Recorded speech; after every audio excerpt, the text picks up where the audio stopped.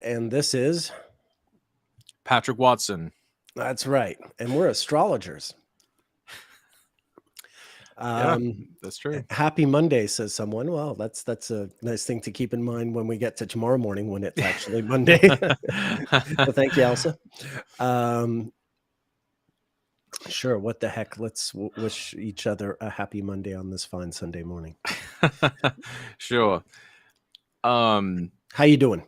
I'm doing well. I've been really busy. I've been working on a lot of different people's horary questions and electional requests. So I've been very grateful for that work. But yeah, it's also kept me fully occupied. I still have plenty of things to do still on the administrative side of things. But I've been able to. I've had some interesting revelations with this impending Mercury retrograde. How about you? Yeah, similar. Keeping busy, working on a variety of things. I spent some time editing a little video clip of last week's stream when you and I did our little blind ephemeris off contest there. So yeah, I thought I'd put it out to the general YouTube world, and so I think people liked that. yeah. It seems to be one of the more popular streams you've done, and Yeah. maybe maybe we can make that an annual thing, or I sort of cast it as like Ali versus Foreman. Maybe if at some point we need to raise money for some charity, we do it for there you go. As a fundraiser event for something or another. Yeah, I was also thinking we could do different formats of it, where maybe instead of like identifying the date of a chart, we could give one of us a chart and say, where will this planet be at this date from the future, given this information from this chart? Sure. Yeah.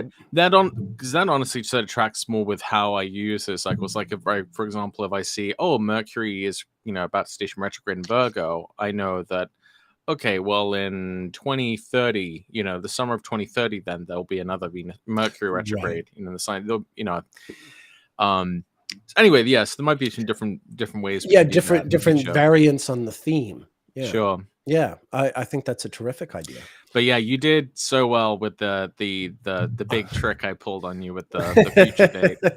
I think altogether we like you were more trepidatious. I think I don't know if I talked you into participating or you just sounded reluctant because you're a Libra, or I don't know what.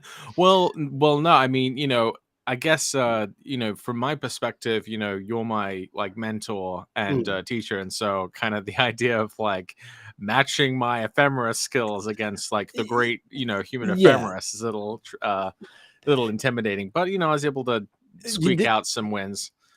Well, you mostly won. I think the only error you made was with the sun, was a sort of very clumsy kind of thing. But you nailed the year down. So to my mind, it was more of a win than a lose. Even that one, when you sort of, kind of grazed it and didn't quite make it, it was still impressive. I thought you did really well. But this is the thing: is I've never thought that this was some like super specialized skill that only I could achieve. I've never had that notion at all. It's always been a bit of a joke, the human ephemeris thing. The idea has always been more to sort of what has been the influence on you, just to sort of encourage astrology students and budding astrologers to really become that familiar with the ephemeris and with the times, and to try to be able to associate anything about the world and people in history, and be able to associate all of it with astrology. So that, anytime you meet anybody of any kind of importance, even passing importance in your life, if you happen to know, even just like their sun sign and the year they're born, gives you some sense of what's going on there. Yeah, exactly. Yeah. For sure. And I've sort of been thinking a bit lately about what we were talking about before, about the loops and determining sort of the pattern of Venus retrograde loops and the direction that they take, and whether they're above or below the sun. And we found some intriguing patterns there. But I finally, I don't know, it sort of clicked for me, because we were looking at the different patterns of loops and how some of them are more symmetrical and others are more squashed. And I just had this sort of realization. Now I'm definitely not the first person to like realize this or recognize this, but I sort of came upon this kind of fun way of understanding the shape of the loops in a more sort of intuitive way. So for this, I actually have a prop. It's just a piece of wire twirled around like this. Okay, High so tech, man, high tech. so I also have a 3D model I can do this with as well. But what this wire is showing is the path of Venus. So in this case, you can see it's going this way. So it's making that characteristic S shape, which it makes when Venus goes retrograde close to one of its heliocentric nodes. So remember, Venus's heliocentric nodes span across the middle of Gemini and Sagittarius currently. They move backward really slowly, but you can see that um, as the loop turns, you can start to see that you get that squished. What we notice is the squished loops is actually just when that loop sort of turns. So this is what it looks like when Venus retrograde loops happen in Sagittarius. But here's what they begin to look like when they go into Capricorn, Aquarius, and then Pisces. You get that sort of perfect loop. And then again, Aries, Aries, Taurus, Gemini. That's when you get to the S loop again. So really, it's just a twisting loop. That's what gives you the shape of those. So I decided to, I'm going to share my screen here, sort of hopefully make this clearer.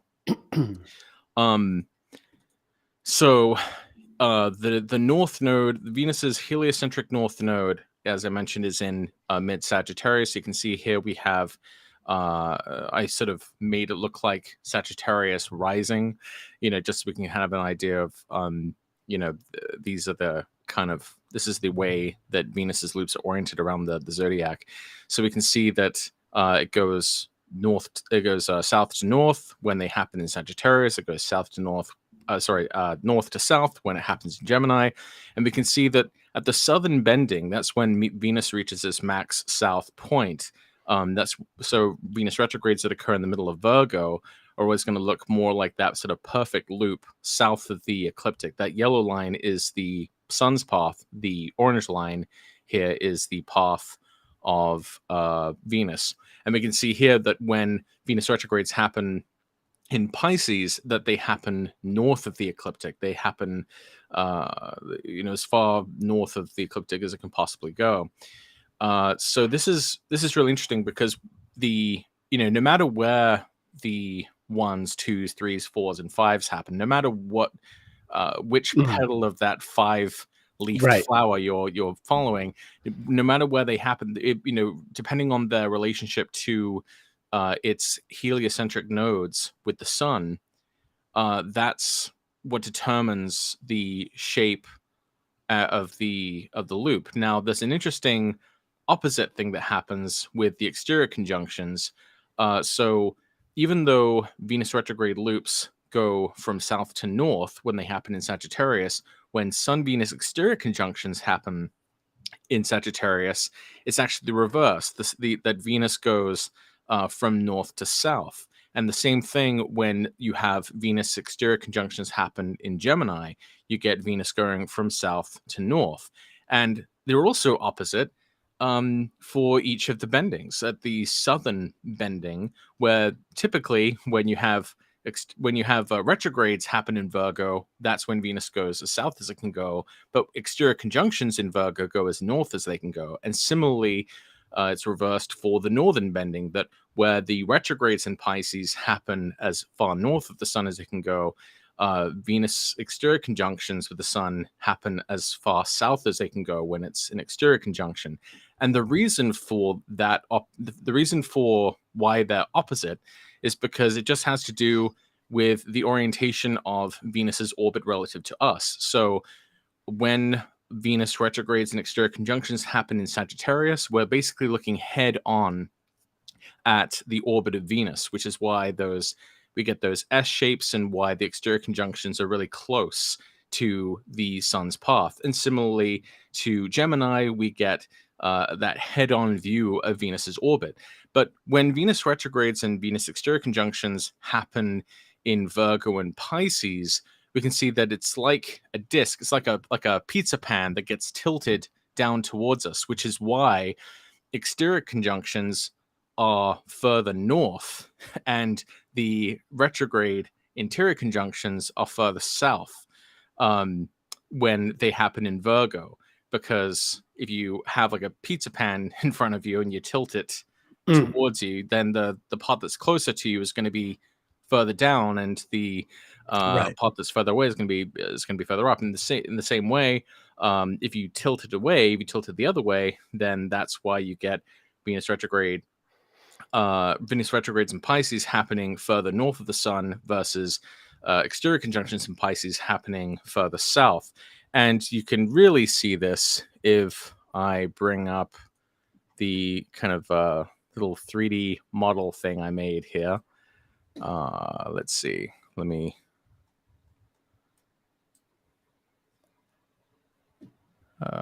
where am I? Oh, yeah. Okay, so sharing a screen.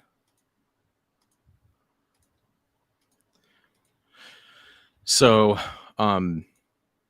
you can see here, this is what I'm talking about, is like, this is what it's like when, this is Venus's orbit relative to us when when retrogrades and exterior conjunctions happen in Gemini and Sagittarius.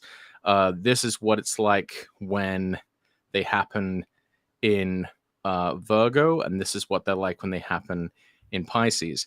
I also created a... Oops, sorry. That screen hasn't been sharing. Oh no, it hasn't been sharing. Oh no. Just this last slide you've shown. It has been shown. Oh, you just turned it off, didn't you? Okay, I was just confused. Okay, so you should be able to see this now. Here we are. Yeah. So please just start with this slide again. Sure. Here, let me do this. Okay, so I created basically a 3D version of I created this little digital version of the wire that I was just showing you. Yeah. That's funny that you started with the wire when you already had this thing made. Yeah, I had this thing made, but I wanted to, I don't know, I wanted to show how I figured it out, kind of. So you can see here that if you the more you twist it, the more you get those loops. So this is what it looks like when it happens in Gemini, when Venus retrogrades happen in Gemini. This is like 16 Gemini, actually, or 15 Gemini. Which is where the node is right now. Yeah, exactly. But it moves really slowly. I'm sorry to interrupt. How slowly do those nodes move? Do you so the node moves like 1 degree every like century, roughly. Right. That's what I thought. So in other words, like even just in the in modern history, it's always been close by. Right. It's always been pretty close. It's relatively fixed for all purposes. So this is what retrograde loops look like when they happen at the south node. This is what it begins to look like when they happen around 30, or rather 16 Cancer or so. And then this is what they look like when they happen 16 Leo. And this is 16 Virgo. So you can see it now has a, as a perfect loop. Yeah. And funny how it makes that perfect loop though when it comes to the equinoctial point as well. Like there's still something about that, it seems. I'm not sure about that. But maybe, but I guess that's just because of where the node happens to be in our era. Maybe, which is an interesting coincidence. Right, that is an interesting coincidence, and one that isn't completely meaningless, I think. Because I think there is something really important about those periods where the Venus retrogrades actually cross the face of the sun, which is basically like an eclipse of the sun by Venus. Obviously, it doesn't dim the light of the sun at all, but I think it's still important that we have those alignments, and we've had those fairly recently. I can talk a little bit about what I think the significance of those are. But as you can see, as the loop rotates, that's what gives us those different shapes of Venus retrogrades. Because I was trying to think, like, what's a good way to visualize these loops? And so a twisting a twisting loop, or almost a kind of Mobius strip like kind of cylinder, ring like cylinder, is really the best way of representing that sort of undulation of those loops. So very I nice. think so. Very nice. What's important to remember, though, is that is actually, that same principle applies to every single planet. It's just according to the heliocentric nodes for that planet. So, for example, Mercury has its north node around mid-Taurus. So that means that a Mercury retrograde where the interior conjunction happens close to mid-Taurus is going to have that same S shape as Venus retrogrades do when they happen in Sagittarius. Mercury retrogrades that happen in Scorpio will also have an S shape, similar to Venus retrogrades in Gemini. And in the same way, when Mercury goes retrograde in Aquarius, those are going to be your southern perfect loops, and Mercury retrogrades in Leo are going to be those perfect northern loops. And so I think this has been kind of a huge deal for me, because this is sort of like demystified in some ways the direction and the loops and the vertical dimension of those planets, because I would think that should be factored into our analysis then of the transits through the signs, that when you have a planet crossing the heliocentric node, or you have a max north or max south version of the transit, I think it should be important. In fact, one of the things that is really weird, another one of these coincidences that of course proves that astrology doesn't have anything to it, of course, is the fact that Uranus was discovered when it was in Gemini, right? Yep. And that is the node of Uranus. Right. Node of Uranus is also in mid-Gemini, just like Venus. Neptune was discovered in Aquarius, and its nodes span across Leo and Aquarius. Right. Pluto. And Pluto and Cancer. I remember this now. I mean, the book I read was by one of the Pottingers, and I read it in I remember 1999 in New York City. The Michael Luton's Joanna Shannon Library had a copy of this book about the planetary nodes, and I loved it, and I learned it, and I studied it, and then it sort of slipped by the wayside. But yeah, it's a really important component, and I remember that striking me at the time, the thing you're saying about Uranus, Neptune, and Pluto. Yeah. So but in terms of this ongoing study with with what I'm doing with the timelines, with chronology, and that what you've introduced with the heliacal rising and setting, indeed, we want to get this sort of three-dimensional picture of what's going on here, and really I guess that's been the big story of this. Levels. That's been the big story of this Venus retrograde for me in some ways. I've been seemingly on this mission to visualize these phenomena, and to really kind of understand it more on a more sort of fundamental level. What I was going to say is, I think that's another reason why you've often described the Uranus and Gemini cycles and the Uranus and Gemini returns to the United States as being those are just kind of important, just maybe because of, rather, sorry for tripping myself up here. I think some people might think that the only reason why the Uranus and Gemini returns would be relevant for the United States is because the country started while Uranus was in Gemini. But I think I almost wonder if a more fundamental reason why Uranus and Gemini transits seem to be more important for the world is because Uranus is actually crossing its heliocentric node.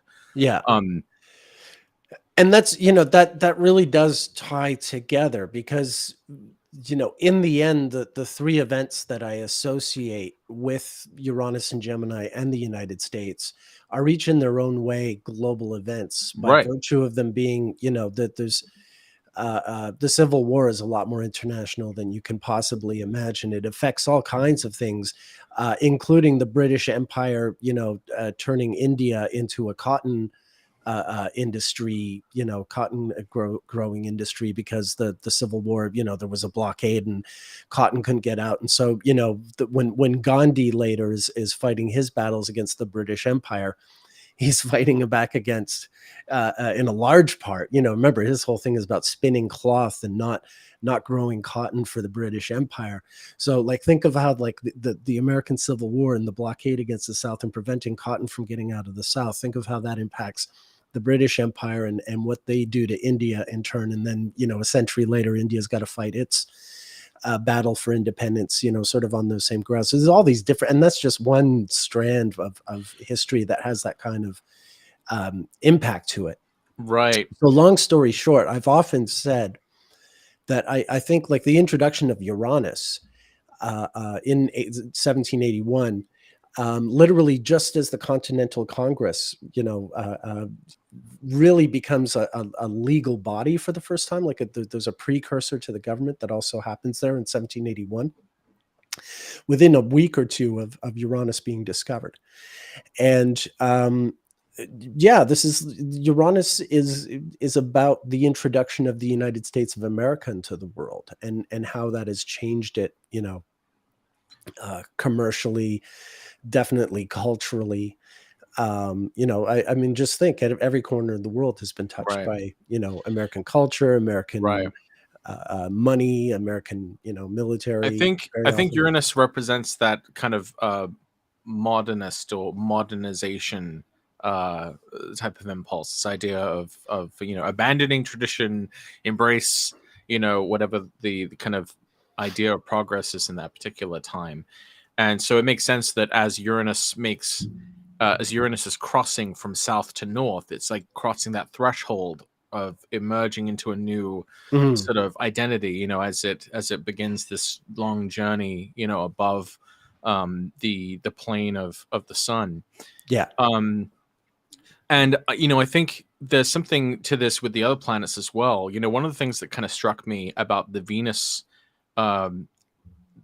transits of the sun, the Venus eclipses of the sun, I guess you could say, in 2004 and in 2012, is that they basically perfectly bookend, in some ways, the emergence of Facebook. Now I'll explain. Right? Yeah. I'll explain. So over the face of the sun, I see what you did there. Well, so in February 2004, that was when Facebook officially went live, but it wasn't really until like the summer of 2004 that this thing kind of caught on like wildfire across campuses. And this, if you think about what Venus does, it's supposed to unite people together. So you have the emergence of this website that has, which is basically, connected the world, as friends, and it was over the course of that 8 years, basically it went from like having started to kind of becoming official, because it was during the Venus Retrograde in Gemini of 2012 that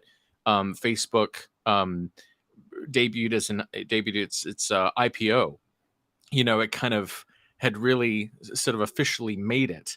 And what I also thought was really interesting about that middle Venus exterior conjunction in Gemini that occurred in June of 2008 is that happened in the middle of a translation project they were doing. It was when Facebook went from being a national phenomenon to an international phenomenon.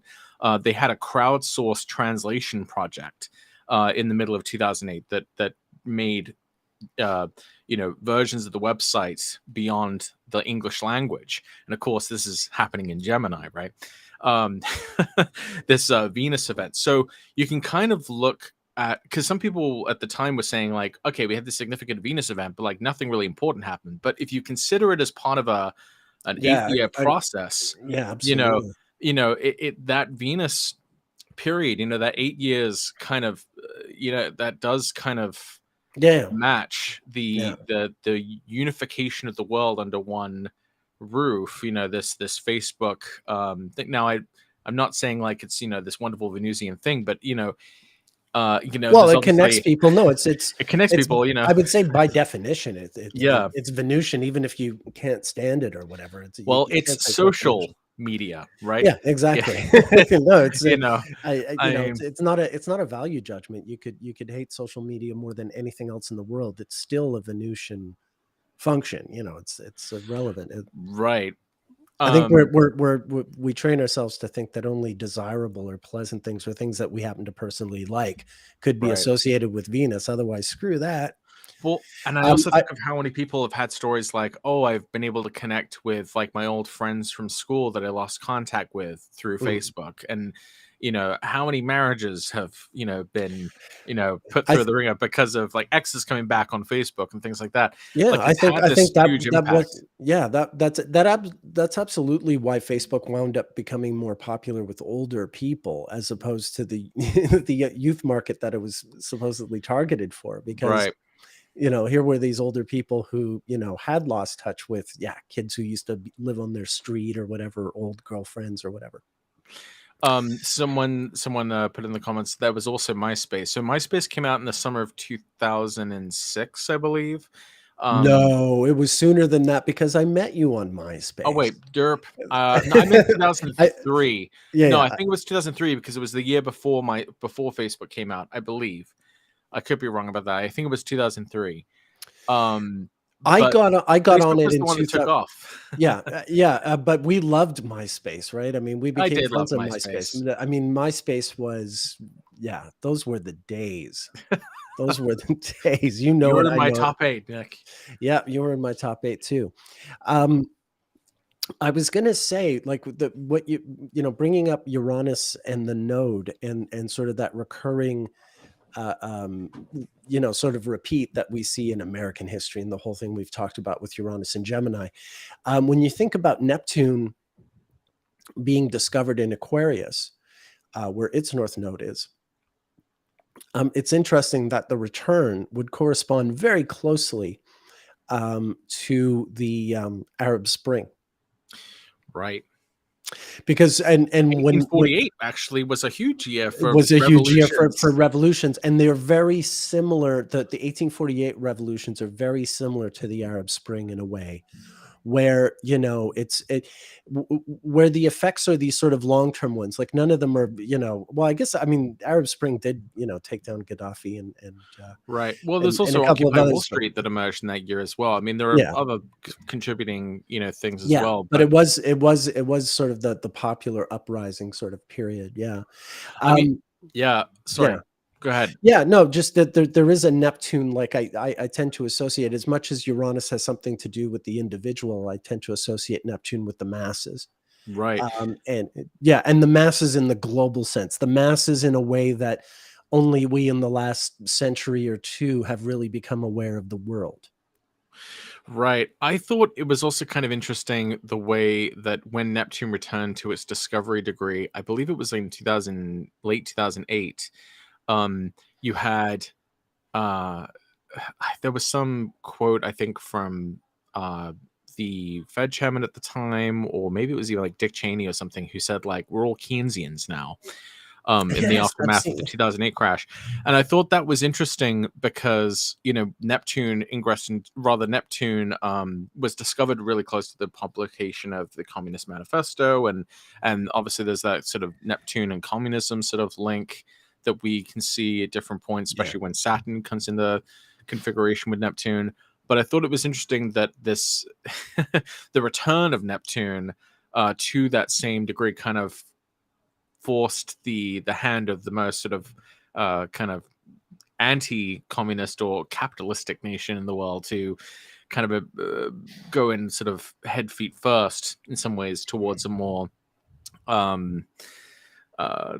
well, I mean, I'm getting a little out of my depth here. I know I'm not an economist, but you know, kind of embracing like Keynesianism, you know, which is kind of seen as being, if not communistic, then you know, against the idea of what America is supposed to be about. Like, it's money into the system using the power of the state. Interestingly enough, Keynes, you know what his sun sign was? Gemini. Yes. You know what his moon sign was? Aquarius. No, Gemini. No. You know what his rising? You know what his rising sign was? Okay, Gemini. Yes. Okay. All right. So him and Queen Victoria.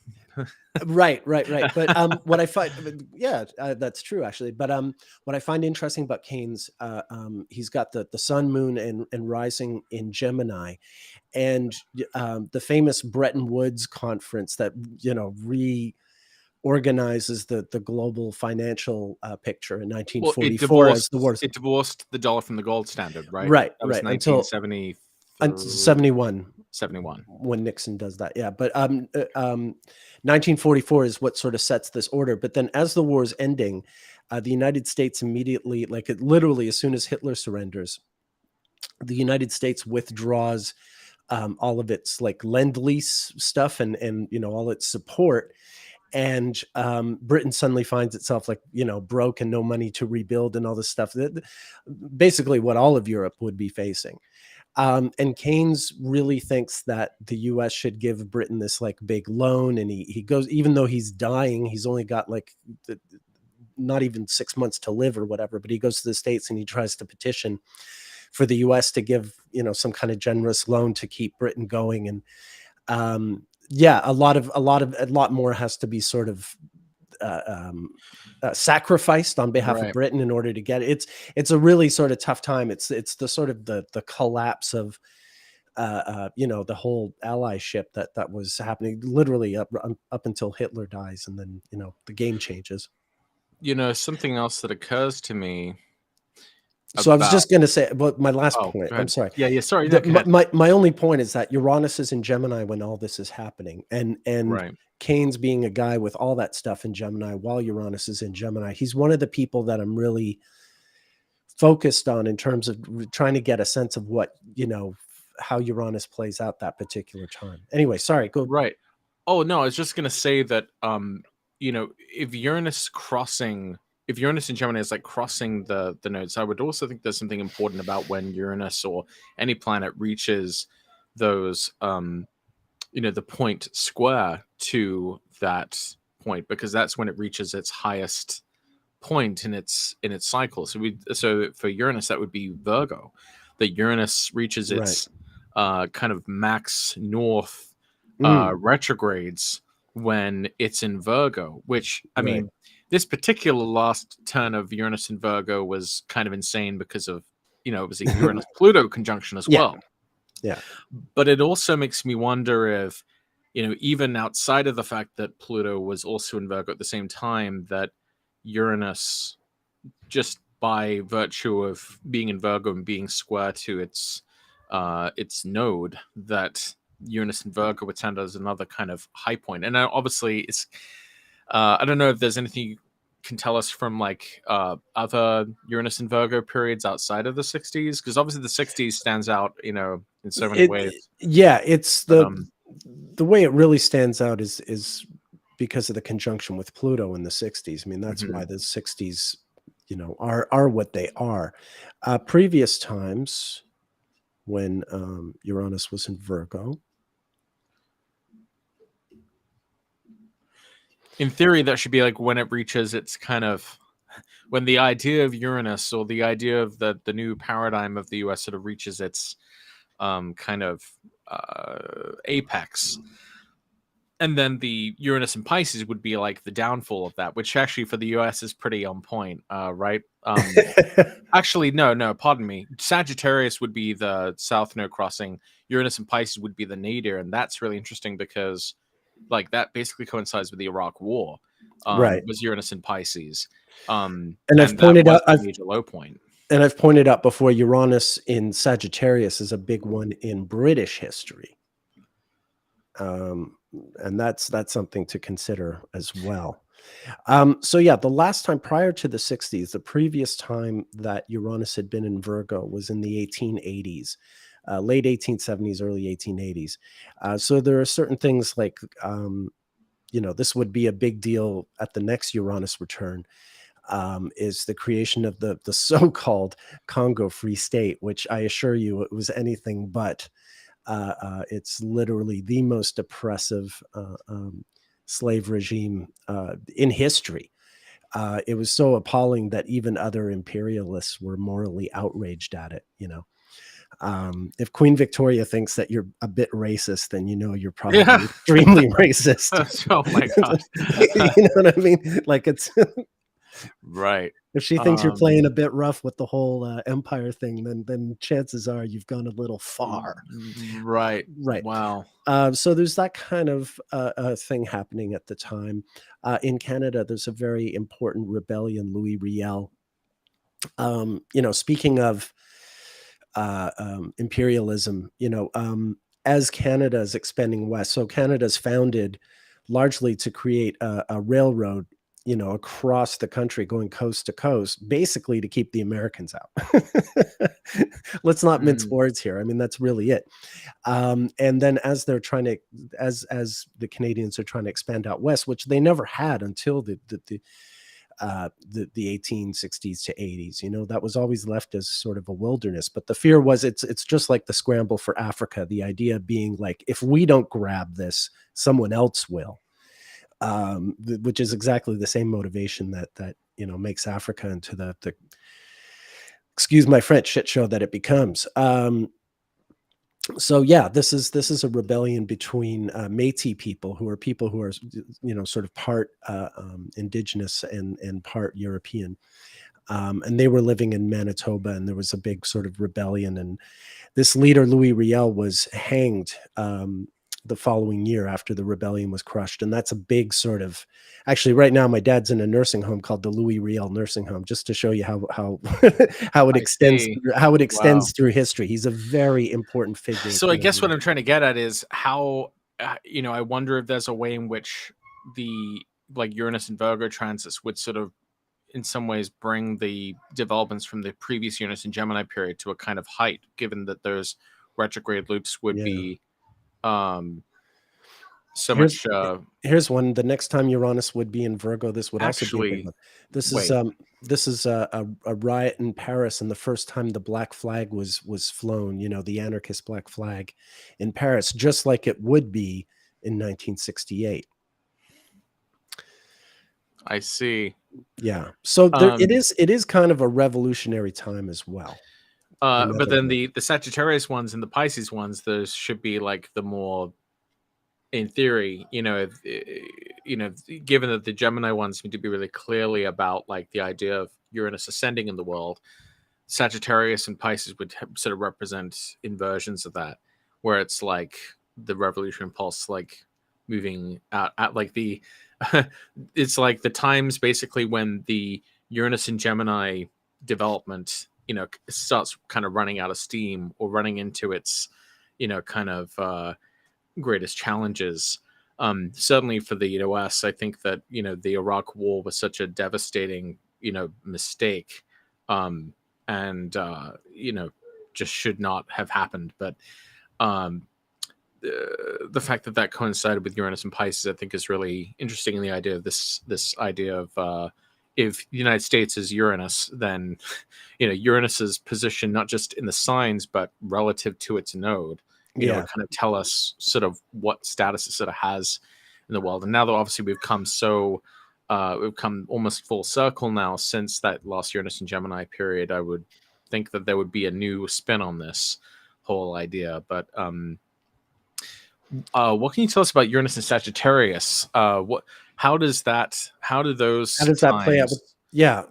Represent kind of the opposite idea, or like the kind of major challenge to the Uranus and Gemini project? No, there's it's pretty clear, actually.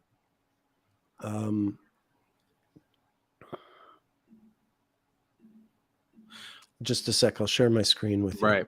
So someone said, no, but Uranus in mutable signs has always brought forth revolutions. I'm not sure. Well, I think the fact that it's in a mutable sign is important, but I wonder if the underlying reason that because Uranus of its relationship to the node, nodes, which is where they are. So, in order to test that, I guess you'd have to be able to go into a really earlier era and see if if when the nodes, were in a different sign, that maybe it was a different quadruplicity, which is sort of highlighting these greater times of Uranian instability and chaos. All right. So like the last time Uranus was in Sagittarius was the 80s, right? Up until about the end of 88, the end of Reagan's term. It was totally about the Reagan years in the States. But for Britain, the really important thing was the invasion of the Falkland Islands. Right. That was the Mars Saturn Yeah, there's the Mars retrograde Saturn Pluto. retrograde for sure, but Yeah. this is Uranus has gone into Sagittarius, and this whole, I mean, the whole idea between this, behind this, is to sort of bolster the really sagging notion of Britain being an empire, a world empire, and having all these territories around the world, and yeah, sort of it's a bit of a um, trying to To me, recapture. it seems a bit desperate to me. Well, yeah, you might say that. You might say that. Yeah, it I seems a little, Yeah, it actually, seems, I remember clinging on to empire, the last time I talked about this, I was sarcastic and I said something like, I forget what it was. Argentina had the silly idea that an island off its coast should belong to it, or something like that. But it was a totally sarcastic remark. But someone didn't read the sarcasm and thought I was actually like sort of approving of England taking the Falkland Islands in this thing. So no, that the answer is no, I do not. That was sarcasm, and it's on me for being sarcastic to an international Right. audience I who mean, won't necessarily get that my. same sarcasm, would also kind of be complicated in the case of Taiwan and China as well. Um, the Well, idea that if a larger landmass is by a smaller one, it automatically sure. belongs to them. That can also be kind of Yeah, troubling. yeah, that's you know. It's a minefield. It's a Um, minefield. So this was the previous time, and then when you go back to the previous time Uranus was in Gemini, it's at the turn of the century, which for England involves the Boer War, the oh, you mean Anglo-Boer War. Sagittarius? In Sagittarius. Sagittarius, well, Sagittarius rather. For England, it means the Anglo-Boer War, where they're it's kind of like the Falkland Islands. Only, I mean, it was much worse. It dragged on for 3 years, and it was really, really bloody. But it's similar to the Falkland War in the sense that the entire international community was kind of in an uproar over it. Mhm. This one even more so. I mean, they really, they had no friends after this. Um, and at the same time, for the United States, this is the same time that the United States is, fighting in Cuba and the Philippines, and basically becoming an imperial power for the first time. Not imperial in the sense that they have a king, but an imperialist power. Right. Imposing their will on countries across the Which seems against the whole idea of of the United States. right. Yeah, well, it's even So it's kind of like when almost, so I guess we could almost say, like, when Uranus goes down the south node, it gets on the south node, then it's almost like the country goes so far in its pursuit of the Uranus and Gemini identity that then it's kind of contradicting itself. For yeah, well, I mean, it's um, it's classic. It's the same thing is going to happen when Uranus goes into Gemini. Like you get like America gets into the war with Spain over Cuba, because Spain is being this atrocious, brutal imperialistic power, and America's going to save Cuba. But then as soon as that happens, like it's automatic. Then they just take power, and they become complete hypocrites, and they're corrupted by the very thing that they were, holding against Spain. The whole reason that they fought to get Spain out of there. hmm. But the other thing about that war is it's the first time you actually have, it's close enough to the Civil War where you have some old soldiers who fought for both the Confederates and the Union, who are once again fighting on the same team. And when all the American soldiers gather in Florida, Theodore Roosevelt is there with all these other, all these men from across the country come down. Some of them are old Confederate guys, some of them are old Union guys, and here they are, Americans fighting again, a unified sort of front. Hmm. It's got this whole other sort of symbolic importance in terms of reuniting the country with this sort of conquest. So yeah, you can't underestimate the it's kind of MAGA in its own way, the MAGA of its day. Right. Not Donald Trump MAGA, but your sort of your standard nationalistic MAGA trope where things are rough, and so everyone feels they got to rally around the flag and be uh, um, really demonstrative with their patriotism and what have you. So that war sort of emerges out of that, and it's right at this time where, at the same time, England is looking so terrible for what they're doing in South Africa. And someone asked about the concentration camps. Elsa asked about concentration camps in South Africa, and that's absolutely true. That was, although actually it's close to true. The Spanish kind of used them actually in Cuba. As well, just a few years before the Anglo-Boer War. But these are the first instances of concentration camps being used. But keep in mind, when we say concentration camps, we're not talking Nazi death camps with ovens. We're just talking basically like, a prison camp for civilians is the implication. You're taking civilians, including families, and you're putting them in what is essentially like sort of a prison, and an internment kind of camp. So not a prison in the sense that there's cells, but a prison in the sense that you're trapped and you're not allowed to leave. And a lot of people die from malnutrition. This happened in all these cases. This happened in Cuba. This happened in South Africa, where people starved to death in these camps, and they were really neglected. And anyway, well, this is really fascinating. Yeah, the idea that that could be kind of, that there actually might be that sort of underlying reason why like these mutable signs for Uranus maybe stand out. But I would think then you could apply the same kind of analysis to the other planets. I'd be curious what your take might be on, if the 2004 through 2012, Venus retrograde crossing from north, going from north to south across Gemini, that sort of coincides with this Facebook phenomenon and connecting the world through social media. I'd be curious about 1874 through 1882. We're talking about Uranus and Virgo? No, talking about Venus retrograde in Sagittarius. Those other transits. Yeah, I was going to say that the other thing about 2004 and that transit, the other thing was that's when we became aware of the abuses in Abu Ghraib.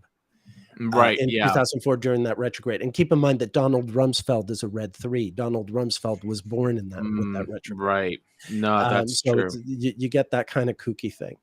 Well, Winston Churchill was born in 1874. That's one thing. But here, let's. Was he born at that conjunction? Very close to it. Very close to it. Within a week or two of it.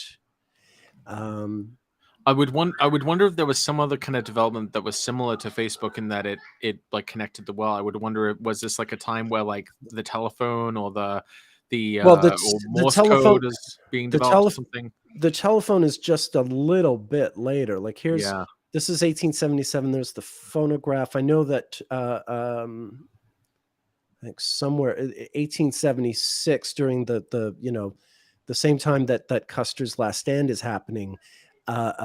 Alexander Graham Bell is at the Philadelphia exhibition. Maybe he's not showing the telephone yet. Maybe that's a bit later, but they have the telegraph by. Oh, here he is. Yeah, I'm sorry. Alexander Graham Bell makes first telephone call March 1876. So it's not 1874, but chances are he's working on it in 1874. Well, I imagine, like 1874 through 1882 should, in theory, if it's like the Facebook phenomenon, that it would be about. Mass media, or we got the phone and we got the phonograph, and that's kind of pretty good. Yeah, that kind of that stands to reason right there. Yeah. I mean, I might have to do sort of more research on that, but I think that's a really interesting implication that then like this really is something to pay attention to. That when the retrogrades occur in those particular areas of the zodiac, that they would, there's. An even more sort of pronounced sort of global significance of those developments. So I assume the same would be true for Mars and Jupiter. And of course, that was one of the other things that was really amazing about the 2020 Saturn Pluto conjunction, is that it wasn't just Saturn Pluto conjunct, but it was even Saturn Pluto conjoining close to their nodes, which themselves are conjunct. Saturn has its south node at 23 Capricorn. Pluto has its south heliocentric node at 19. This is all coming back to me. I love it. I mean, it's hard for me to be able to exactly say, we were almost too close to it to to be able to really say what the full impact of all of this has been. But I think it's really, I think there's definitely something to this. And knowing that a planet's configuration with its heliocentric node is actually what determines the shape of the loop, and whether it's above or below the horizon and the direction of it. That is really just, that was like the thing that I didn't understand until like fairly recently, that there is this like, there is a very close connection between like where a retrograde happens in the zodiac and the kind of loop that it is. So it's not just random, it is following a very definite pattern. But it also tells us that there are certain exterior conjunctions, or certain just conjunctions with the sun, or certain retrogrades which should sort of stand out as being more important. So for example, with Venus, because we know that its south node is in Gemini, and it's like max south point would be Virgo. That almost answers a question for me. Like, something I've often had a question about when you have brought it up before is that there was that Sun Venus conjunction during a blue 5 in 1939 at the outbreak of World War II, and I often thought, like, well, why why did a war break out at a Venus event? But when we take into account that happened at like almost square exactly its heliocentric node, and that particular Sun Venus conjunction in Virgo actually would have been when Venus was highest above the sun. Right. I and wonder, of like, course, it's it's called the Molotov-Ribbentrop Pact, and Molotov was a blue 4 and Ribbentrop was a blue 1, so there's also that. It's a, and for that matter, Stalin was a blue 2, so it's a heavy duty blue interval part of the whole onslaught of the war. Right. So maybe it's fitting into some larger pattern, but I just thought that was interesting because we wouldn't necessarily immediately think that Sun Venus or Venus retrogrades in Virgo would necessarily have a greater amount of importance than other ones, unless you take into account that that is kind of that is kind of a maximum point of north or southern movement for those particular retrogrades. And it's interesting to think that is how a red currently red 5s and blue 5s are the closest to that part of the zodiac. They're kind of shifting away from that now. They're moving on to Leo, but it's interesting to think that there will be certain times where red 1s should in some ways increase in importance, because as they move into Pisces. Yeah, because then they're moving into that part of the zodiac where the Venus retrogrades in Pisces, those red 1s, once they get to like the middle of Pisces especially, those should be more sort of extreme, because it is reaching that max southern point of is reaching its max. Let me just double check that. It's difficult to remember because they flip according to whether the exterior or interior. So Pisces is the max north for Venus. So the Venus, so red 1s, the Venus retrogrades which currently happen in areas and move a little bit into Pisces, when they move more firmly into Pisces later on in the century, they will be at the max north above the sun, and those should, in theory, be more significant. I mean, I feel like this is like another piece of the puzzle to understand like these retrogrades. The red 4s used to happen in Pisces back in the 1700s. Like Robespierre is a red 4 from that era. So it used to happen in Pisces. Even the max. That was when they were the max northern retrogrades. Even Lenin, for that matter. Even Lenin, later than Robespierre. Venus was still retrograde in Pisces at that point. So we can look. I mean, I think it's an excellent point. Rather than it be about the signs, but this relationship to the nodes that gives it more of an anchor. That you can appreciate. It's always a bit and a bit baffling to think about the sign. That means that at any given time, then there's always going to be at least one of the retrogrades that occurs, which is going to be in a more angular relationship to the nodes. So I guess the thing that we have to figure out is, like, it is a given recurring phenomenon associated with Venus. Is it because it's attached to that particular iteration? Like, is it because it's a red 5, for example? Or is it because the red 5s happened in a particular part of the zodiac, or rather in a particular relationship to its node. I would wonder what you think about that, because I know that you, in your article on red fives and race relations, you've kind of traced that back to a point where it was happening in a different sign, Oh yeah. even, but you were able to kind of trace the same topic even as it Yeah. moved through the zodiac. So Yeah. Yeah. I wonder what your thoughts are on that. Yeah, no, I have, but for that matter, like when I look at let me open that slideshow. Give me a minute here, and I can.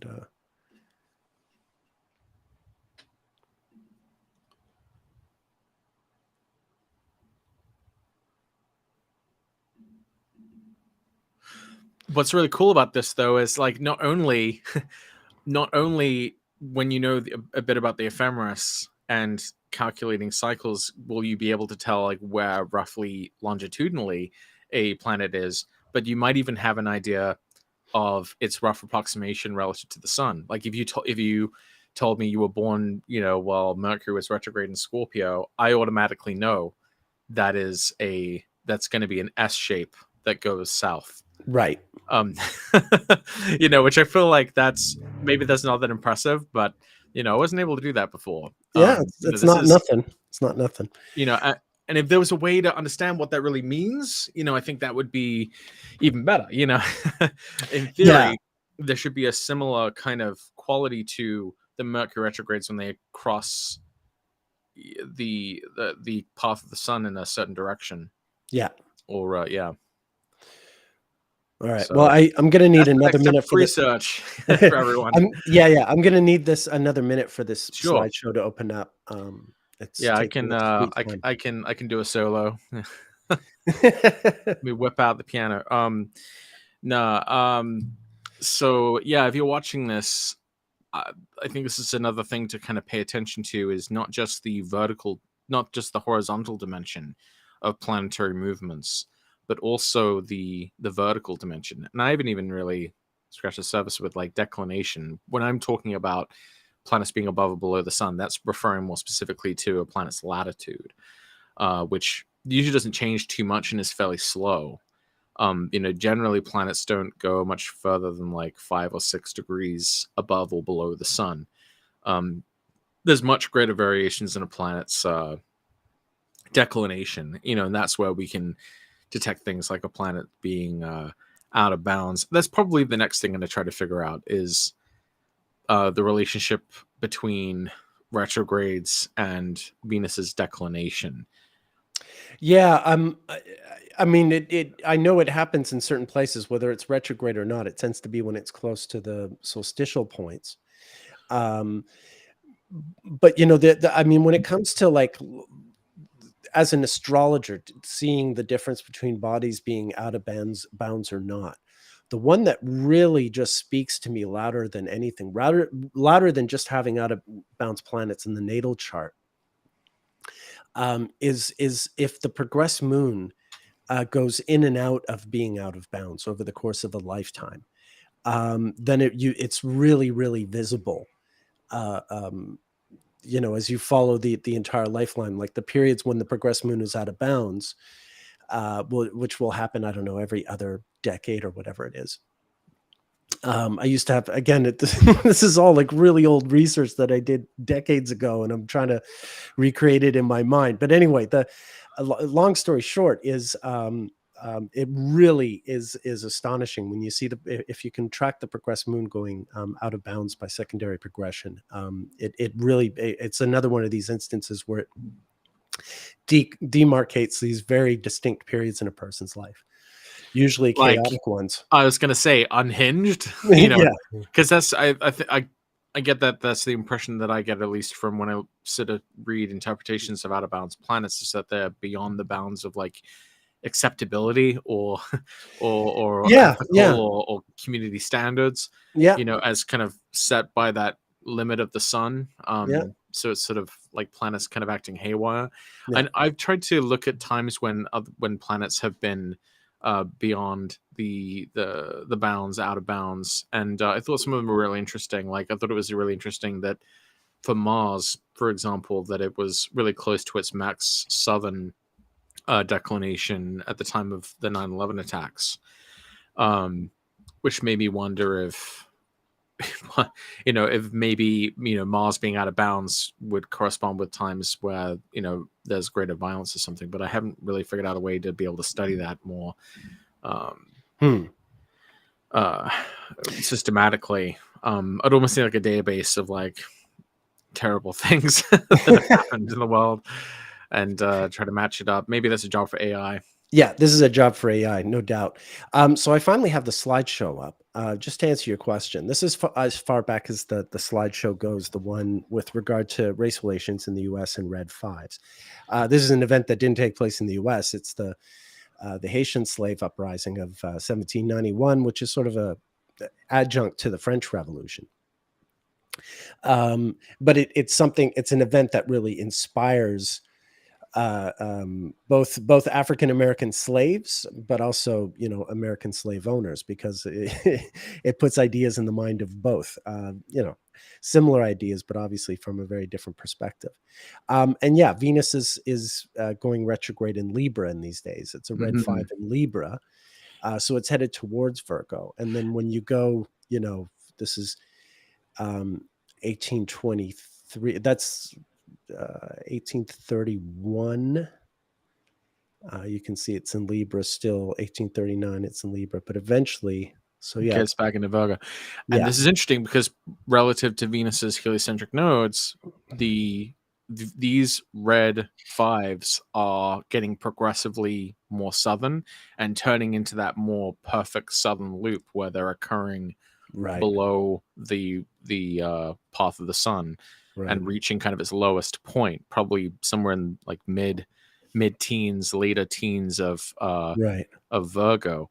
So I'm curious. You can see this is 1895, the Booker T. Washington's Atlantic Compromise, and you can see we have an interior conjunction happening there within the day when this happens, and that's at like 25, 26 of Virgo. So as you go into the 20th century, that's when Venus starts getting really far south. Yeah. During those red 5s.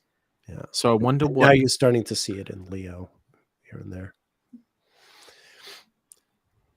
So I would wonder then, is this like when it's at its worst, since it's at its most southern point relative to the sun, or because these are very bad events, right? These are all really bad events. By the way, I hope that when I do the slideshow with Sam, of course, I always warn the audience that there's some really horrific photos. Like I think the next one coming up. Yeah, there you go.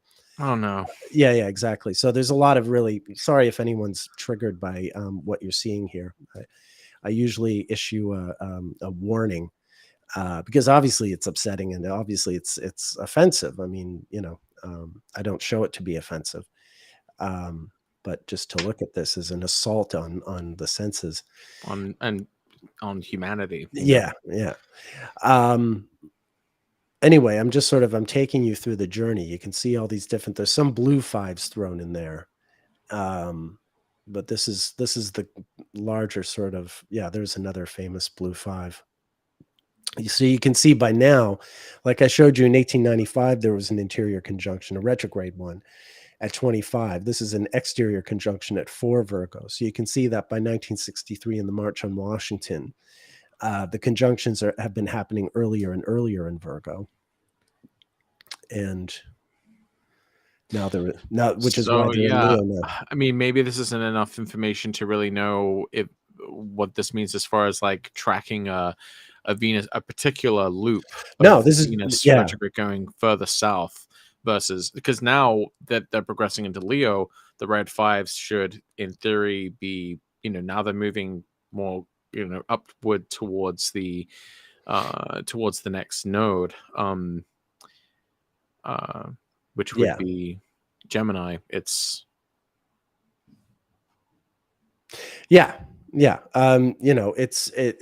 it's hard to say. It's the kind of subject where, because it's just always generally horrible, that you know, how are you supposed to gauge, like, when is it worse than other times? You know, it starts to get a bit baffling. Right. I feel like we were able to get a better sense of that with Uranus, of it kind of the idea of ascending versus descending with the planets. I would think that there's got to be something similar we could do with the other ones, but that may take a lot more research and a lot more. I think you're right. It's a job for AI. Have you seen our fanboys comment there? Number one fan here. Who is this? The Astrology podcast. I don't know who they are. No idea. You know what is not out of bounds? My love for you too.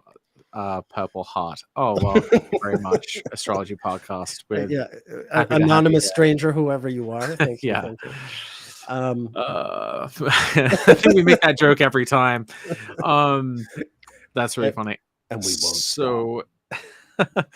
So yeah, that's what I've been kind of thinking about lately. Is the vertical dimension of the planets and what that could sort of tell us, and you know, the implications of a planet being kind of at its max north, max south, or crossing that plane. Yeah. And it's very similar in many ways to eclipses, you know, and max south, max north, new moons and full moons. I think there's something to that as well. Yeah, I absolutely agree. I think we really have cracked something here. You know, in terms of understanding retrogrades, in terms of understanding how planets change over the course of, like, as they you know, transit around the sun, and what we call the zodiac, and how the nodes are sort of anchored in a certain part of it, and how that might play a role in how planets change, right? You know, astrologically speaking. And really what we're looking at is the tilt of Venus's orbit, or the tilt of a planet's orbit relative to us. You know, that seems to be I guess you could say that, you know, the heliocentric nodes of Venus are kind of like the equinoxes almost of Venus's relationship to the sun, and that those sort of max north, max south points are like its solstices, that, you know, of its own cycle. So I would think that should be important, you know, whether Venus's orbit is like tilted towards us, you know, like down like a pan, or whether it's like that. So a different part of its face showing to us. Sure. Yeah. Right. I just want to answer one quick question. For Bliss2B is asking, how do I calculate whether my progressed moon is out of bounds? The quickest and easiest way is to get yourself a Rosicrucian ephemeris, because those are the ones that give declination. It's a thicker ephemeris than say the Michelson one, which doesn't give daily declination anyway. And then you just, you know, you look at your birthday in the ephemeris, and you count as many days following your date of birth and equate them to a year of life, and follow the moon's declination over the course of your, you know, whatever the range of your progressed chart is, and see if the moon goes out of bounds over the course of that time. And that's at least like the quick, easy way to do it. And then from there, you know, you can use, like, I can use solar fire to zero in on these periods. Yeah.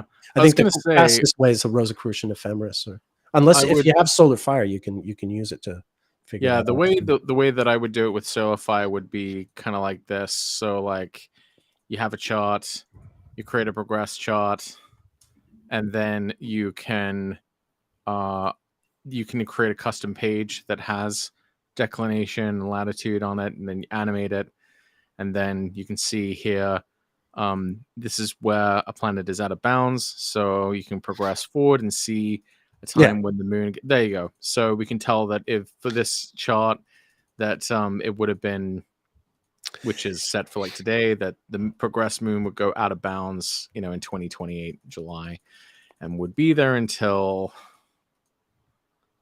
quite a while. It'll spend a few years. It'll spend a few years there and then turn. So that's how you would know. That's how you. I mean, I was saying use the ephemeris specifically because people don't necessarily have solar fire. But yeah, obviously that's, you know, if you have solar fire, you can just do it like that. Yeah. Someone said Do we have any thoughts about the recent Venus retrograde and how so many celebrities have gotten into trouble via social media, Doja Cat, Ariana Grande, etc.? I don't know the It's specifics of all all these situations, but yeah, I don't know the specific situations, but I mean, the quick answer is, yeah, it does. You do tend to see more celebrity scandals during Venus retrogrades. All things being equal, it does tend to be when everything surfaces and you get, yeah, and people are shocked, people are scandalized. They're, they feel this way, they feel that way. It's quite typical, I'd say. yeah.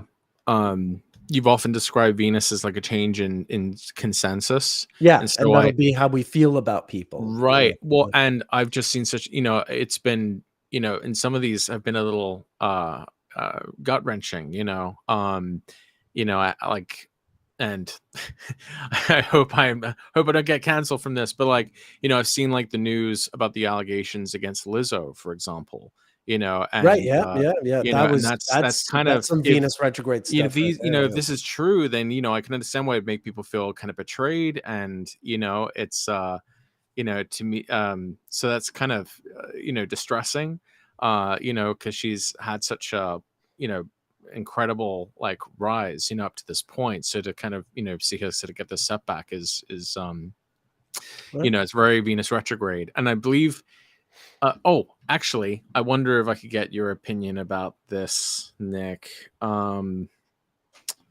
Uh so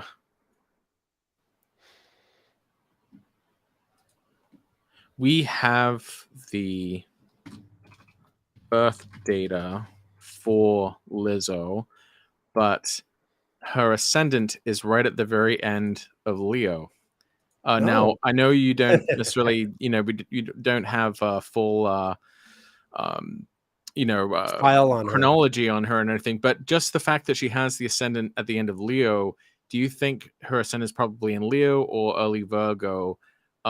Given that Venus retrograde seems to have coincided with Oh, what's happened to her lately. yeah, no, I would go with the Leo. I would go with the Right. Leo. I would go with the Leo. I mean, if we look at the degree, that's really close to the station itself, right? Yeah. Yeah.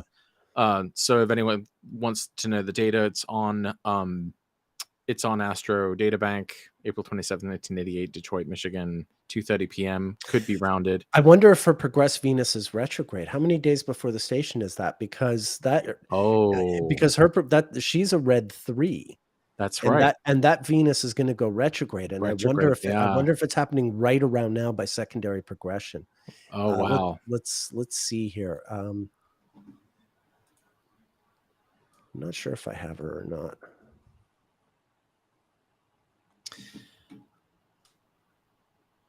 So she always has big hair, so it's definitely Leo. I mean, I'd love to, indulge in that level of rectification, but I'm always wary of using things like that, even if it seems very obvious. Yeah, that's the thing. Like, I remember, like early in my study, I thought, oh, Robert Plant is a Leo, and he's got that curly hair like a Leo. How Leo is that? And then I realized Roger Daltrey has the same hair, but he's a Pisces. So what the hell? It's one of those little journeys you make where you think one thing for a little while, and then you sort of think your way out of it, because you realize how sort of limited it is. Okay, I'm about to put up Lizzo here. The chart on her is a C-rated chart. Yeah, but the birth date's correct, and you're looking for the number of days Venus took to station retrograde, right? Yeah, and guess what? It's 24 days. Just a second. I'll share the screen. So this already happened then a few years ago for her. Yeah, yeah. It would be interesting to track that here. I'll show you what I have here. So this is the chart that they have there, and it's 24 days. I should hide that. 24 days before it's stationed. So for her, I guess that means 2012. How long has her recording career been going on? I'm not sure. Yeah, there we are. This is August 20th, 2012, and there's that progressed Venus just starting to station retrograde. So we're So talking 2012, 2013, that period. if anyone knows more about Lizzo's chronology, yeah, if we have any mad Lizzo fans, do let us know. Inquiring minds want to know. It looks like she started in 2011. Okay, well, that's right. That's pretty close there. Yeah, that's pretty close. Yeah, in 2012, she was part of a group that released its first album. So that was kind of her first album was released when her Venus stationed retrograde by progression. So slam dunk. Slam dunk. Well, and it makes sense too. Venus rules her midheaven. It's in mutual reception with Mercury and Taurus. I think it's really exceptional too that she she really stands out as like a flautist, which I feel like is a very appropriate Venus and Gemini, Mercury and Taurus sort of combination, right? It's an air instrument, and the fact that she's she has just doesn't just play flute, but she plays like the crystal she played that presidential once. Flute. She played that once, I mean, no, but like, what other flautist in the world, does it? Like, I think that's that's just testament, I think, to like how high of a position. I mean, she has to be the most famous flautist right now. Ever. So Zamfir, in his pan flute, that's been quite a while. You don't even know who I'm talking about. No, I don't know who that is. I mean, he was a guy. He was a guy who he lives close to Montreal. Zamfir, master of the pan flute. He plays like those, this pan flute kind of thing. And his records used to sell on television. Like it was the kind of thing, like there would be a TV commercial about Zamfir, the master of the pan flute. Anyway, forget it. You're obviously too young. Back in the days of television, back when TVs were like even thicker than they were wide. Yes. In order to pay for television programs, you used to have these things called commercials, and they were really goofy. Interesting. Yes. All right. So the astrology podcast. Hudson, Quebec is where Zamfir lives. I see. Yes. The astrology podcast is saying I should tell you about some of the Obama and Venus retro research we were doing.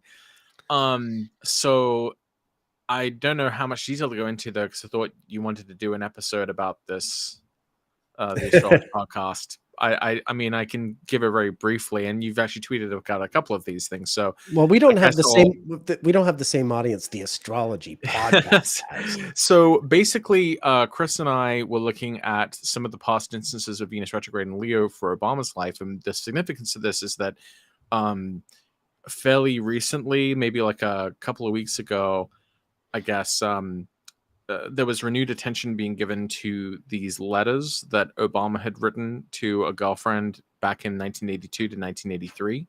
Oh, okay. And in it, in these letters, he makes some statements which some people are interpreting as him sort of confessing a kind of bisexual sort of tendency or something. He says something to the effect of like, in my mind, I've made love to men daily or something, but as it happens, I'm a man and I accept these contingencies. He's really smooth with it, I gotta say. Yeah, I mean, as is to be expected by good old Obama. So what's kind of interesting about this is we realize that the from what we can find out about that particular relationship he had with this woman, Alex McNear, that it spanned from like 1982 to late 1983. And the only time frame we have for like when the breakup happened is that it happened after June 1983, but before the end of 1983. And of course, there was a Venus retrograde in Leo, Red 5, in the summer of 1983, which in Obama's chart, because he's Aquarius rising, he has Leo in the 7th place of relationships. And so he had this sort of significant relationship event occur probably, in that time frame. Also, Alex McNear was born right in the middle of a Red 1. She was born on the exact day of a Sun-Venus retrograde conjunction in Aries. In 61? I forget the exact date. I remember looking at it, but she would be his age. If they were the same age, I guess it would be 16. Right. So the exact day that Venus stationed retrograde in 1991, when it was going from Virgo into Leo, was when Obama actually proposed marriage. Right, right. to Michelle. Yeah, Chris and I So talked about that when I was on yeah, the show not long so ago. that's pretty incredible timing there. Now the actual marriage itself I don't think happened until 1992, That's right. but the But proposal, the engagement is something, yeah. that was kind of when that happened. We know that in 1999, um he at the end of in like September of 1999, Obama announced that he was going to be running against this guy Bobby Rush, and he ended up actually losing that race in the Right. 2000 election. And apparently, Michelle at that time had really opposed him running and had like spoken against it, and they almost got divorced in the aftermath of his loss in 2000 because he kind of Wow. came to her for comfort, and she was not having any of it. She's like, I told you not to do this. And so I guess like 1999 was a really kind of that was Right. the 8-year return basically of the Of the the proposal. proposal, and Right. so he kind of takes this action that goes against her wishes, and ends up sort of causing him a lot of problems in his marital relationship. So it's that's kind of the way that I was able to understand the 1999 one. The 2007 one is interesting because of course that was during the Democratic primary leading up to the 2008 election. That was Venus retrograde going retrograde into Leo again.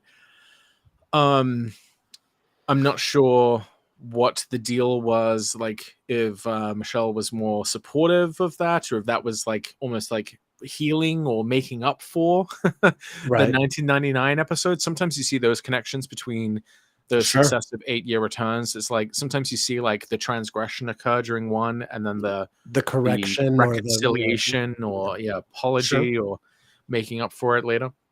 And so then that brings us to 2015, which is we remember as the The summer of Trump. yeah, Yeah. the summer of Trump. But for Obama, though, you made a really interesting prediction about Obama for that Venus retrograde that actually came out pretty well.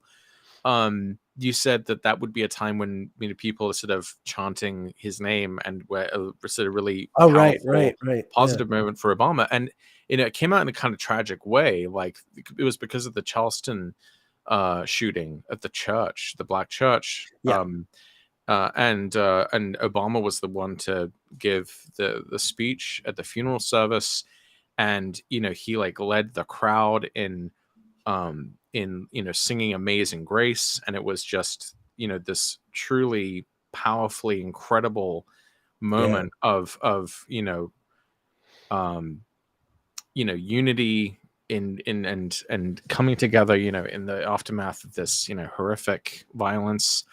And it was a real high point. I mean, it was and then not only that, but then there was also the the joy of gay marriage being Mhm. passed by the Supreme Court. There was a lot of really kind of good things that sort of came from that. And of course Obama had put a lot of his weight behind that, since coming um out in support of gay marriage in 2012, May 2012, actually, during the Right. Venus retrograde, the red Venus, 3. Yeah. retrograde in Gemini, red 3. Um, and that's kind of interesting, um, in light of the idea, like, of well, I didn't actually know where I was going with that, but those are some of like the Venus retrograde and Leo. So the current one now is these old love letters have resurfaced. People sort of calling into question Obama's sexuality, and I imagine the only person that this really matters to is Obama and his wife. Right. So I imagine the fact that this has happened in the seventh house. Michelle might have some questions. But I didn't.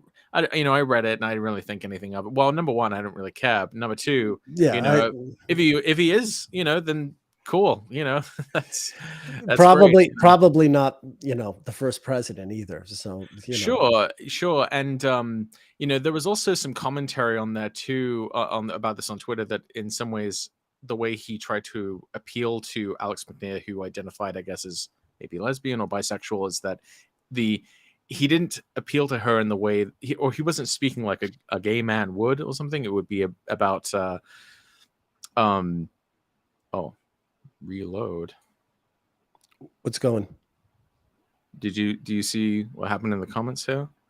Yeah, no, I deleted a comment. Someone was spamming us, and so I deleted it. Oh, I just see a red box saying, "Oops, something went wrong. Try reloading the page." Oh, I don't know if I should reload the page. Someone was spamming us, so I deleted it. Oh, okay, yeah, okay. It looks like all of the comments got deleted. No, I see all the comments. Oh, okay. No, it was just that one comment that I did. I'm afraid to reload the page because I don't want to. Okay, don't worry about. I'll tell you if anyone in comments says. Sure. But yeah, there was some commentary on Twitter that he might have been trying to kind of in a very specific way, that in the way that a straight man might try to appeal to a bisexual woman, but sort of emphasizing the idea that he's like open and embracing or accepting of bisexuality. Gotcha. But I mean, it doesn't matter to me. I don't care if he only had sex with people from Kenya. It doesn't really matter. Like I said, like I said, the Venus retrograde happened in the 7th, so it's about him and his wife. Sure. That seems to be what the pattern speaks to. Is his relationships, and that makes sense. So I thought that was an interesting, more recent Venus retrograde story. I hope I did that justice, Chris. There's probably some things I've forgotten. But in any case, are there any other recent Venus retrograde stories you want to cover? Are there any questions in the comments or anything? Yeah. There might have been earlier.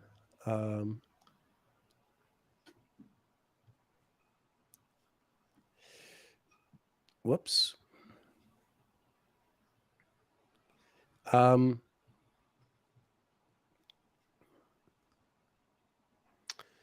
Apurba asked if we know BTS. I know of them, but I know nothing. I know of them.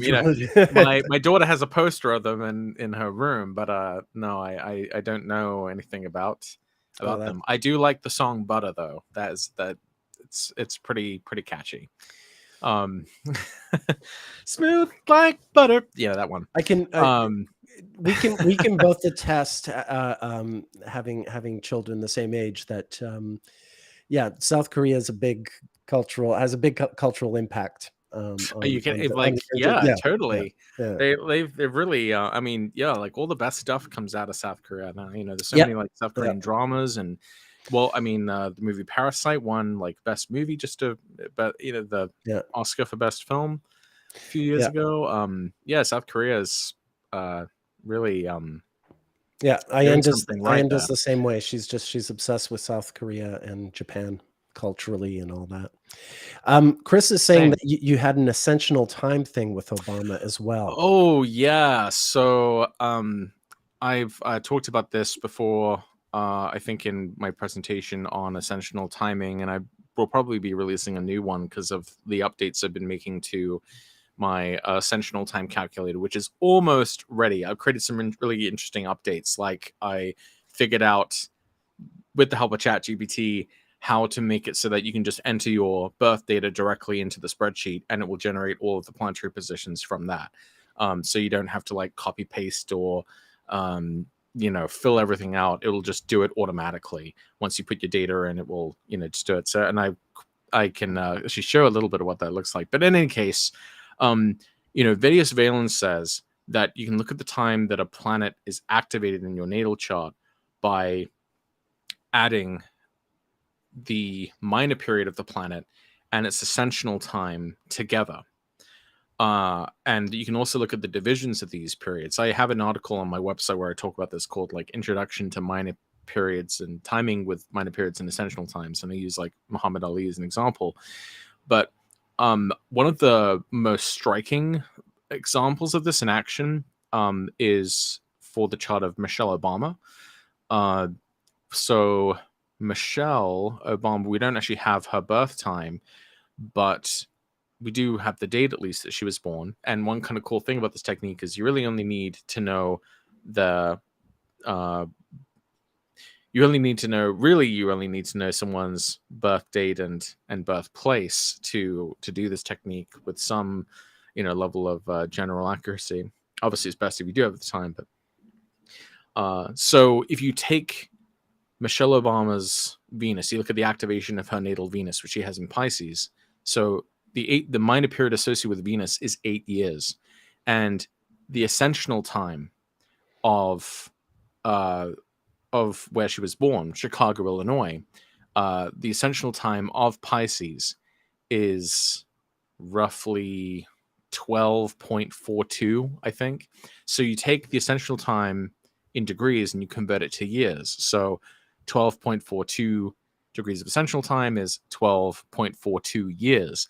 So when you add 12.42 years to 8, the minor period of Venus, it comes out to actually I probably got this wrong because I forget the exact ascensional time. It might have been 17 or 14. In any case, the exact time that this comes out to, when you add the essential time of Pisces to the minor period of Venus, it comes out to June 1989 as the time that her Venus became activated. Well, it turns out we have the exact month that she met Barack Obama, and it was June 1989. And that was when he joined her law firm as an intern, and by the end of that month, on June 30th, they had their first date. There was actually a movie made. Yeah, Chris is saying not 12; it was more than that. It was definitely more than that for sure. Yeah. It was whatever the calculation is. Whatever the calculation was. Yeah, I'm doing this off the top of my head. I didn't plan on talking about it, but yeah, it's okay. Yeah, it came out to the exact month.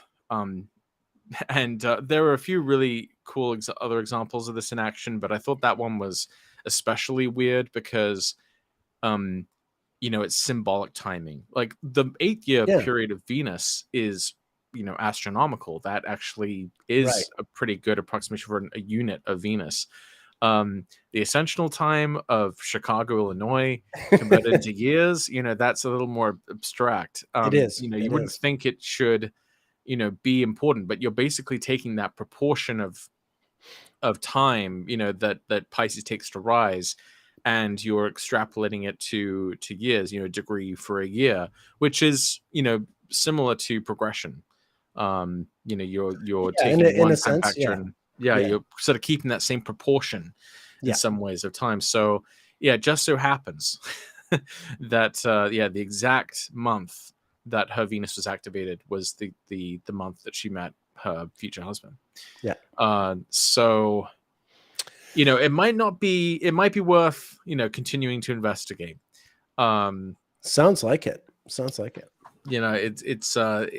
It's really interesting. And another thing that Valence says you can do is you can take a planet, you can take two planets and add their minor periods together, or add their essential times together, or add the different combinations of them together, and get the eventuation of that aspect. And that has some really interesting I've seen implications that play out, as well. So especially with the minor periods, because they have an astronomical basis, for example, 30 plus 15, the minor period of Saturn plus the minor period of Mars comes out to 45. Now, one tricky thing with this is the Greeks like to use the ordinal number. So when it comes to the 45, you're actually thinking of the 45th year, which is technically age 44 to age 45. So the range of time of a given activation is about a year. So it is interesting, though, that at age 44, you would get a rough approximation of where Mars was after a Saturn return. So one Saturn period plus a Mars period would probably come out to age 44. So it's an interesting take on transits. Yeah. As well, especially when you focus on the minor period combinations. Yeah, yeah. I mean, I imagine you would use it the same way you use secondary progressions, which as a sort of adjunct to the study of transits. You look at these things combined, right? Like you look for that age that you get using the ascensional time, and you still go and look to the transits that are existing in a given moment or on a given day. Sure.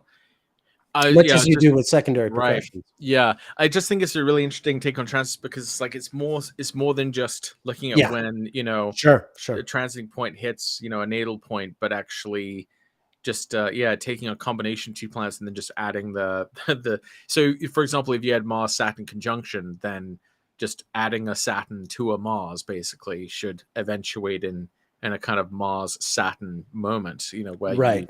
you've combined them in a you could also look at it in terms of 15 plus 30 and not just 30 plus 15, looking at the Saturn return basically of your Mars return at 15. This is kind of similar to the Babylonian goal year texts. They also kind of looking at these sort of combinations of years. Yeah, no, that's occurred to me. Like, for instance, at some point soon, we're going to do at least part of an episode, if not a whole episode, looking at the famous Club of 27, famous musicians who died at the age of 27, and look at their annual perfections at the age of 27, which is the fourth house, and look at the different factors to study that sort of that thread of events, these different people. But it has occurred to me that 27 is also the combination of Mars and Jupiter years. And that we might look to combinations of Mars and Jupiter in that subject as well. In the charts of people like Kurt Cobain, Jimi Hendrix, Janis Joplin, Jim Morrison, all those. For sure. One last thing I'd want to show people regarding the essential times and minor periods is it can get really, really complicated. And I've had to kind of make this tool in some ways to be able to investigate this technique. If you're interested in reading more about this technique, you can find it in Valen's, I think it's book 7 that it's there. But I tried to put all of the different combinations together along with a visual representation of the duration and intensity of the activations. So as you can see, I have the activations for my chart here for the 7 traditional planets, and then I even have up to 2 planet combinations. So you can see how in a given year there could be many combinations happening simultaneously, and you're supposed to be able to judge which ones are most pertinent based on their angularity and based on which planets are in superior position to other planets and stuff. So it's quite interesting if you scroll through a life. This is the course of 1 year. This is like when I was age 23. So you can see this is the amount of time that this is a lot of data here. So you can see how like my Mars Saturn will be most active. Where is that? Oh, that was age 27, where I had a really big Mars Saturn activation there. Yeah, that was a bad year for me for sure. Shame. Anyway, Shame. So you can see, that's kind of what it looks like, and I'll have other sort of features that very interesting go along with that. But it's a way of being able to explore that technique of combining minor periods and essential times, because it's a lot of math, and trying to find you. Trying to find me? Yeah, I'm trying. I have too many tabs. I'm right where I always am, Patrick. There you are. There you are. In your heart. I don't know what anyone's saying because I can't see the chat. Oh, well, Chris mentioned that the 27 Club episode would be amazing. Apurba says, one day, can you do a live stream of harsh aspects of Mars to Saturn? Harsh aspects of Mars? You mean like hard ones? Transits of Mars to natal Saturn, in my experience, are actually generally good. The Saturn transit to Mars is tricky, but the Mars transit to Saturn, all things being equal, usually sort of unblocks things, usually gets things moving after a period of stagnation. But I would look, you could look at different square and opposition transits. Certainly in some instances, those are going to be hard ones, but generally the transit of Mars is actually, favorable to a natal Saturn. There's a book that Project Hindsight released ages ago called Teachings on Transits, which is basically a compilation of like different quotes about transits, and it's quite interesting if you can ever get a hold of it. There might be copies available inscribed, but you didn't hear it from me.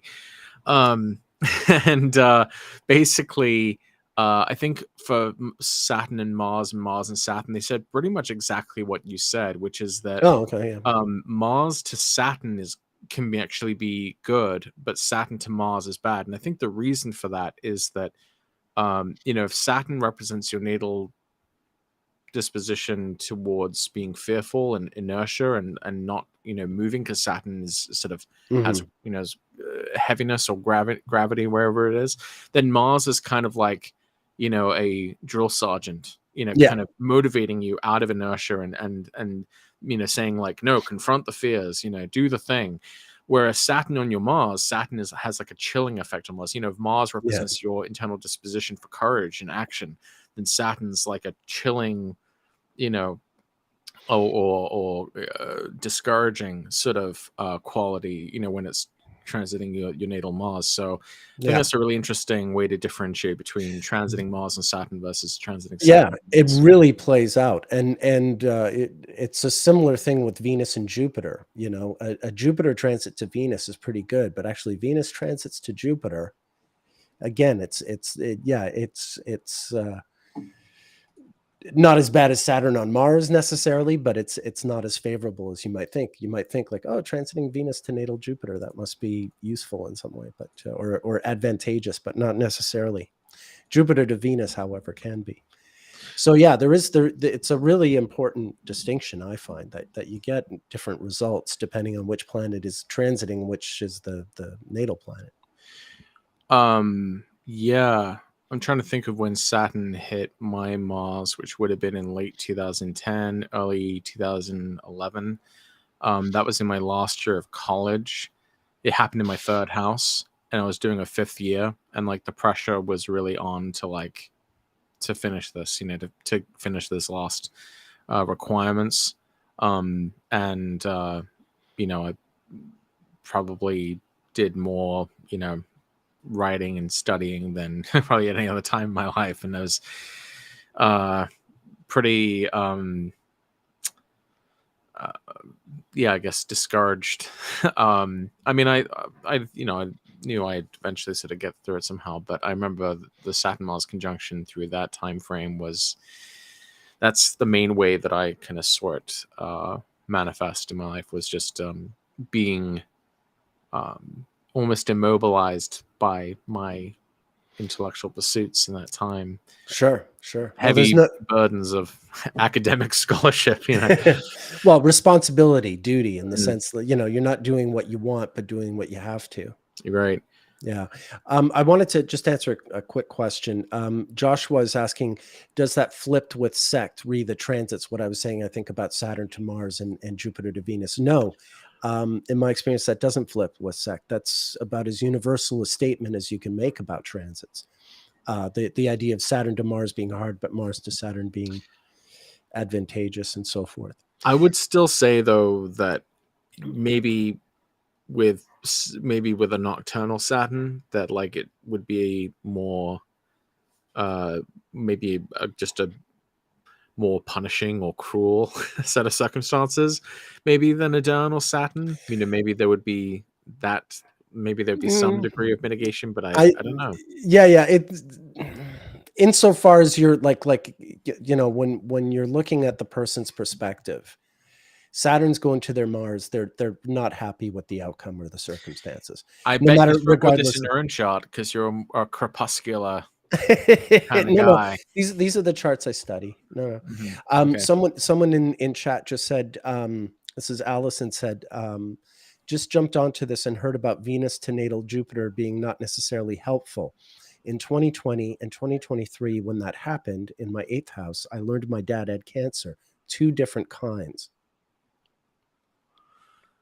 So yeah, I mean, you know, you do get that kind of thing. It's not uncommon to see Jupiter associated with Cancer. I mean, you have I a mean, growth that's you know that you have to I find a would way to probably stop still somehow. want to see what else was going on there, because Sure, I sure. but Look, I'm not saying sect isn't powerful. I'm just saying this mhm. basic rule in terms of favorability and non.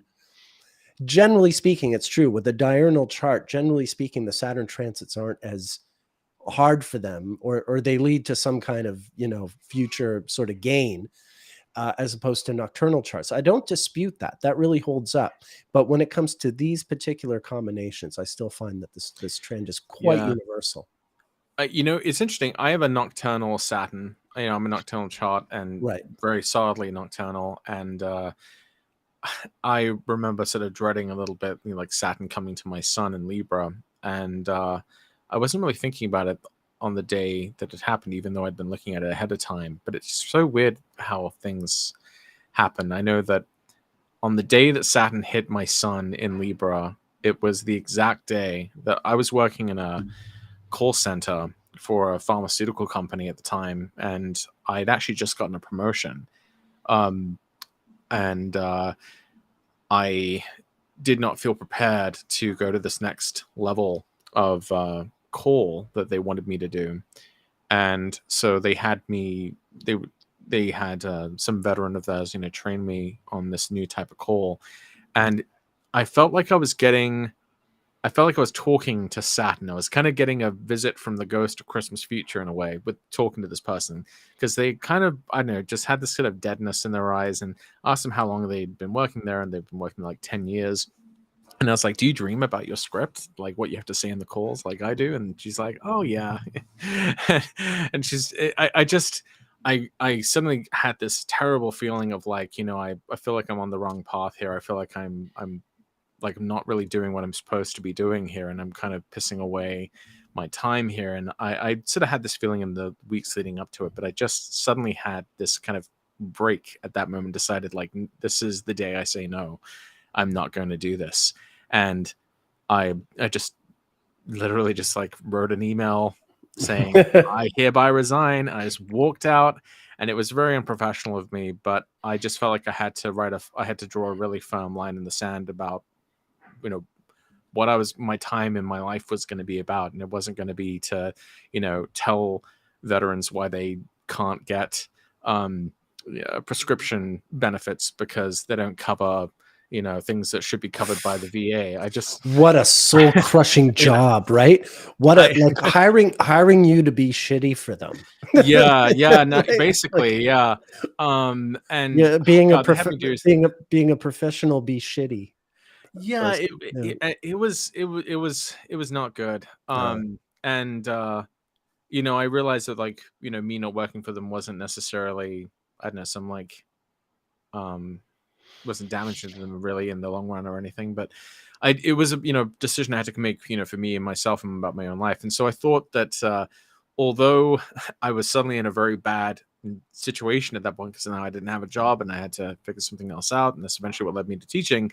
I think the Saturn transit to my sun, that's, I feel like that's pretty classic Saturn to your sun. It's about saying no, it's about establishing boundaries about what you Mhm. want to do with your time. For me, my sun also rules my ascendant, so it's about myself and my life direction and what I was going to do. And But weren't you also just didn't you get involved with Beth right around the time that the that Saturn was on was your sun? Wasn't that so we pretty were cool? already together by that point. We were already together, so she was pretty horrified when I did that, because we were already living You together did by that what? point.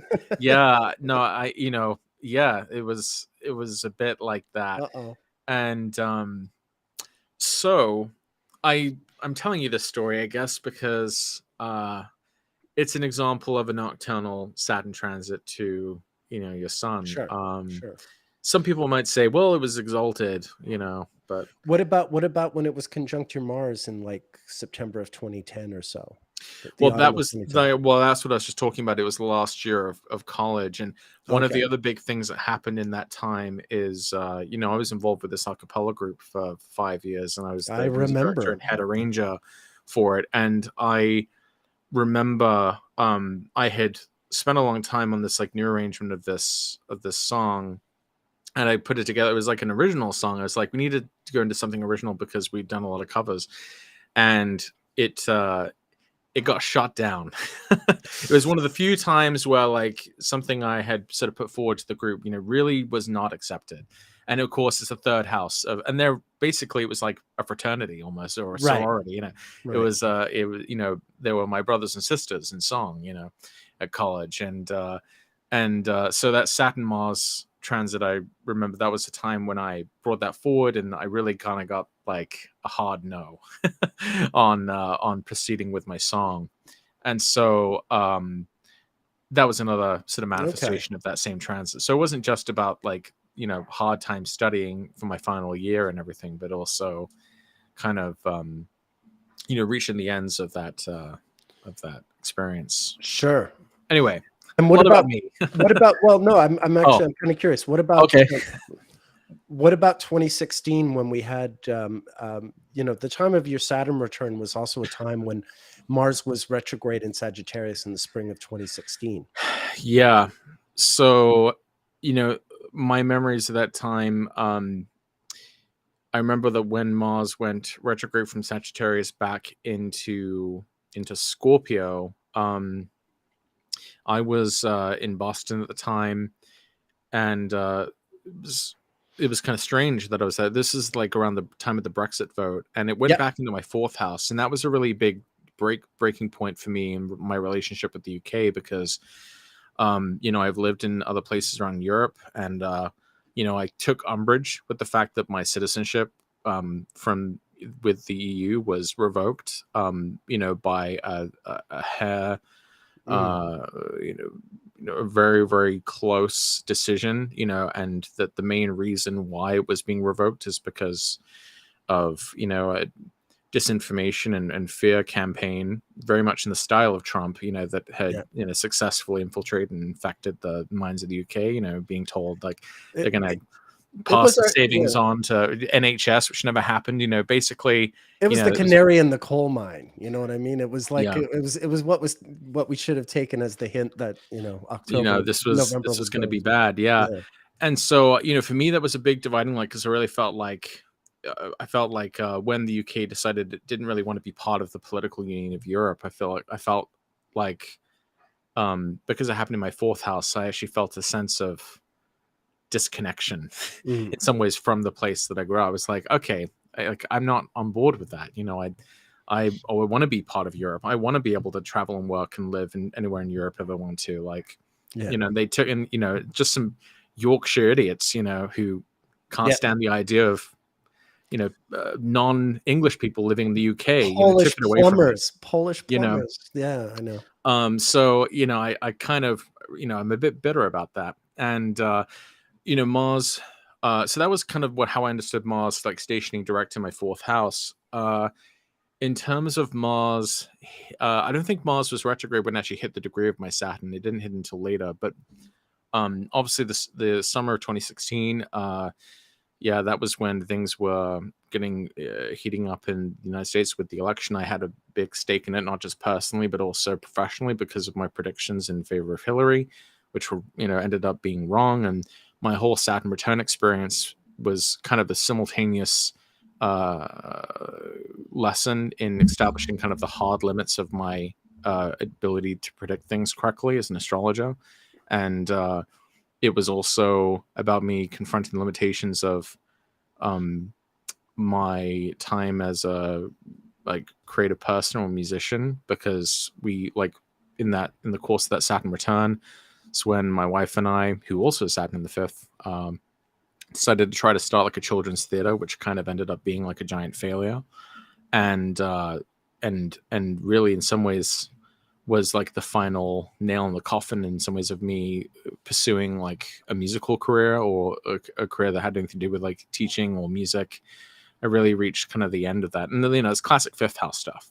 I think the exact time of my Saturn return, it was one of my final performances playing the accompaniment for a production of Annie for the school, which was actually a pretty complicated score. It's a pretty popular show, for schools to do, but I felt like in some ways it was like my final performance. It was like it was like my curtain call on like that part of my life. Now I still play, I'm still musically active, but the Saturn return was really in some ways when I had to go through this crucible of the big reality check, big fucking reality check, on like being an astrologer and like that I can be wrong, and that like I felt like it was a good.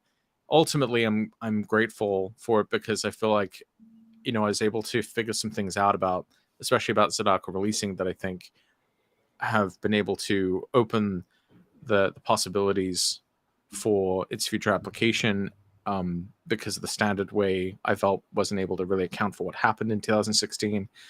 And I feel like it also taught me that astrology doesn't necessarily operate algorithmically, that we don't just have like a math equation to like figure out reality, that that it is a bit squishier than that, and it's a little bit more of an art, as well as kind of a science.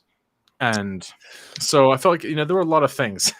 I got you asked me a question about one of the yeah, no, thank you for sharing. No, thank you for sharing all that. It's a lot more than that too. I have to tell you, one person, Marina, said, "Yorkshire idiots, excuse me." So apparently you've oh no. Well, okay, I love you've you. offended I love your Yorkshire. pudding. All right, I love the Yorkshire pud. All right. Very well said. Very well said. Thank you for sharing that, Patrick. Oh yeah, I've talked about it a bit before. I feel weird, keeping continuing to have to sort of reference these things. But yeah, I mean, the other kind of more straightforward thing about my Saturn return in the fifth house is just that was when my last child was born, and that was when my wife and I decided we were done. Yeah, having children. It's decided when I was done, not just having children, but being done with being a music teacher, being done with dealing with children, and with trying to sort of chase this dream of doing like a creative job, or a job in this field that I had been instructed since I was a child that I kind of had to be successful in, living in the shadow of like my like famous and accomplished father, who accomplished musician that he is. And so it was really, it's funny because I think people think in some ways my own life in some ways has taught me that while it kind of sucks to have malefics in like bad places, I feel like malefics in bad places means that the hardest things in your life come from the usual suspects. They kind of come from the expected places. Like obviously prison is bad. Obviously illness is bad. Yeah.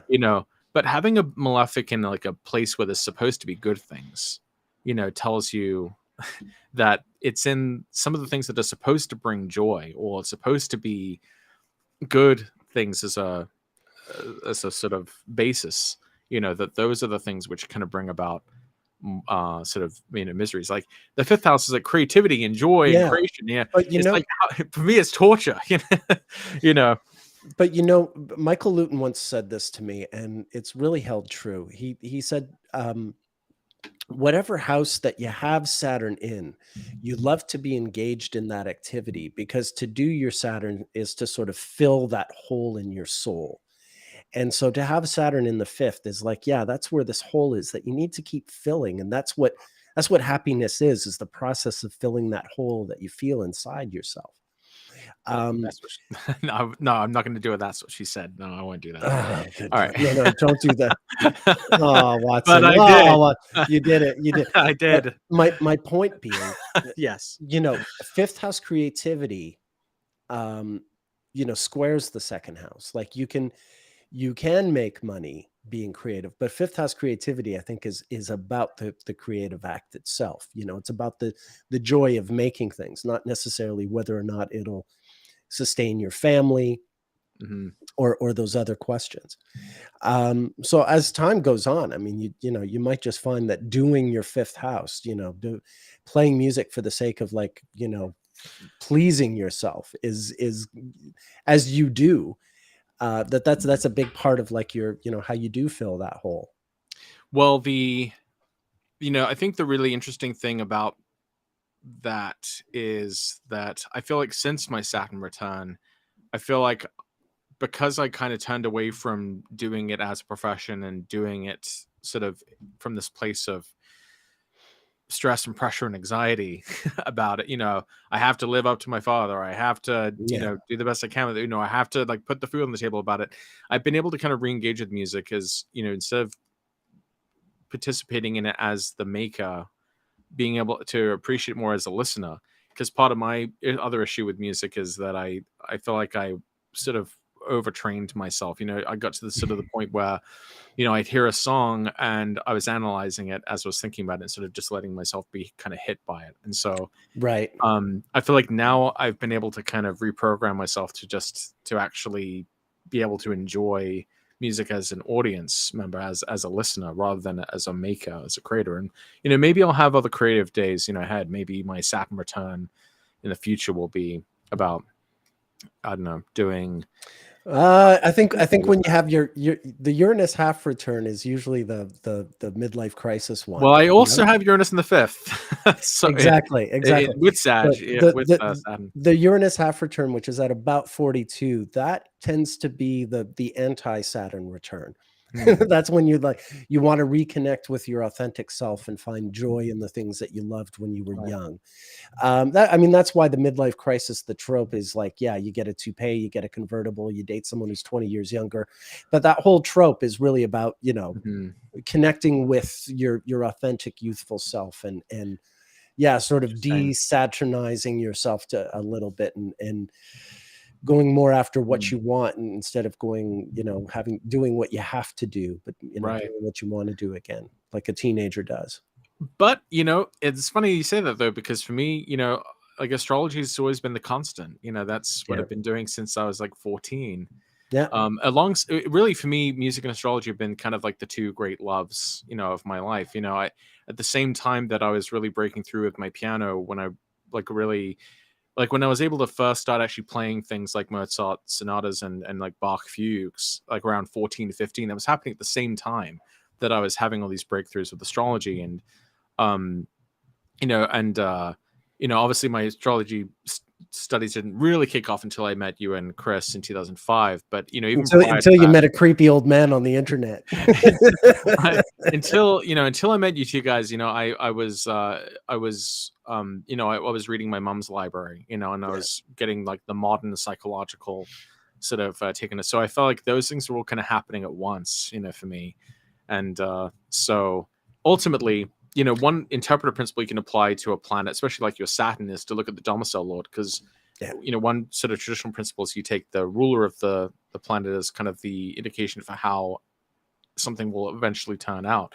And so for me, with Saturn and Sag, Jupiter in the ninth house is kind of like the result of Saturn. And so the ultimate result of my Saturn return is that I moved away from teaching kids and towards being a professional full-time astrologer.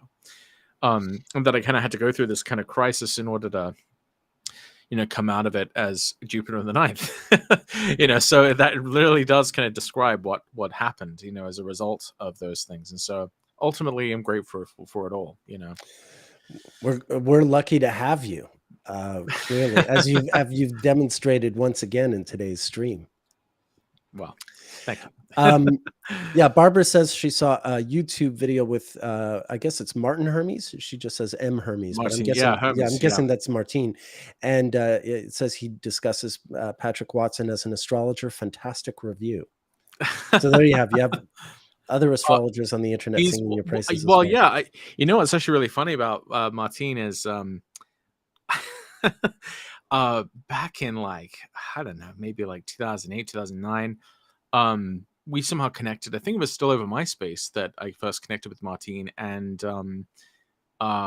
we were like discussing traditional astrology, and I applied Zodiac releasing to his chart, and I did Zodiac releasing from Spirit, and I just identified the periods where he reached the Lord of his lot of Spirit, and so I just said like, oh, these two periods, should be really fundamental for like when you kind of discovered your life's work, and he was just so struck by that like, he was like an instant, sort of convert. He's like, how the hell did you know that? Like, how did you do that? And so I tried to explain Zodiac releasing to him, and it's really funny because then later on, he did a lot more work. He's done a ton of work with Zodiac releasing, kind of doing it in the style of Robert Schmidt, and he wrote an article applying Zodiac releasing to Obama's chart in a journal called like the Tradition Journal, I think it was called. I don't know if it's still going, but and he wrote this article, and he wrote about like how he came into knowing the Zodiac releasing technique, and he was like,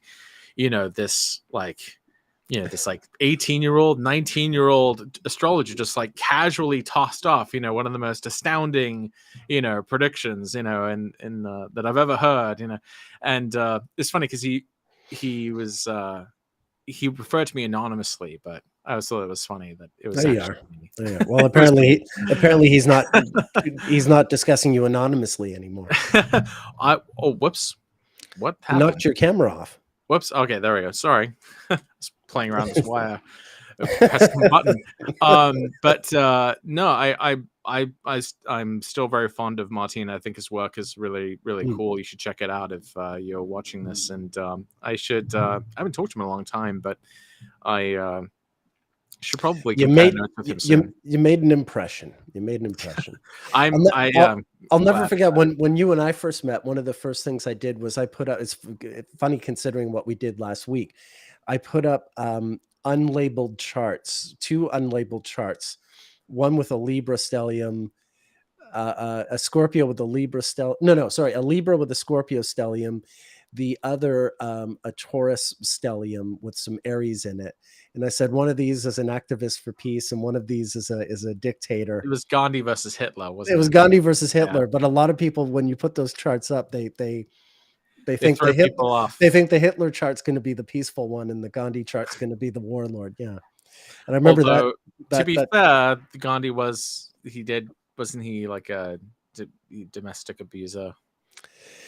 He was very sort of, patriarchal would be putting it mildly. When he was young, he came to regret it when he was older. But I don't think I don't think there were like physical beatings. I think it was just like, this sort of a light spanking. No. It was a traditional Hindu marriage of the time. To my knowledge, there wasn't any physical violence, but it's just, she's effectively his domestic slave or whatever, so it's more in that sense. Right. And that's something that he spoke out. Like it was totally normalized in his society. And the only reason we talk about it in these terms is because he talked about how bad it was later on. So you put those 2 charts up in MySpace, and what was the rest of that memory? Well, just that everyone, including, I remember you being particularly struck that the Gandhi and the Hitler, that their charts were, it was kind of, there was something counterintuitive about like, sure, when you look at them blank, and although not anymore. I feel like this was 2005. This was 2023. Me would. I think I would be able to spot that, like, oh, Mars is maltreating the ascendant ruler, which is retrograde in the 8th. Like, yikes. 2023, you would be able to memorize the ephemeris positions and just know the birthdays. That's right. 2023 me would automatically know that was Hitler's chart, and that it's also similar to the day that Dwayne Johnson was born, and right. And that there was. All right, the conversation's gone to Gandhi again. Gandhi had some disturbing views about women, young girls especially. I'm not a big Gandhi defender, but what he did was he slept in the same bed as his niece for like a month or 2, and then she put a stop to it. His whole thing was that he wanted to show that he could overcome temptation, and to our knowledge, to his niece's later just testimony. A pat on the back. No, it's not that. People, even at the time, even the people who were big Gandhi followers were really put out by this. So it wasn't, unlike the thing I'm saying about his marriage. The thing I was saying about his marriage was normalized. You could have asked anyone in his peer group and they would have said, what? He's just being a traditional husband. He's the one who sort of emphasized how the behavior, and certainly the way we would view it in as modern Westerners, we would think of it as abusive. But when it comes to the thing sleeping with his niece, this was towards the end of his life. It's in the last year of his life. It doesn't go on for very long. He had something to prove or whatever. As far as we know, that's what it was. Yeah, Elsa, I'm not trying to defend him, but if you want to go to Gandhi's grave and argue with his ashes, to do that. I'm just trying to describe what the circumstances were, rather than make just sort of these blind statements about a situation without the context. Now, I think you've talked before about Gandhi's Saturn conjunction to his sun in Libra. This is interesting because I had just talked about my experience with Saturn conjunct the sun in Libra, and I know that Gandhi had Saturn conjoin his sun when there was like the incident with the train. Yeah. Whoops, hold on. I forget the details of that story. Yeah, I can show that to you.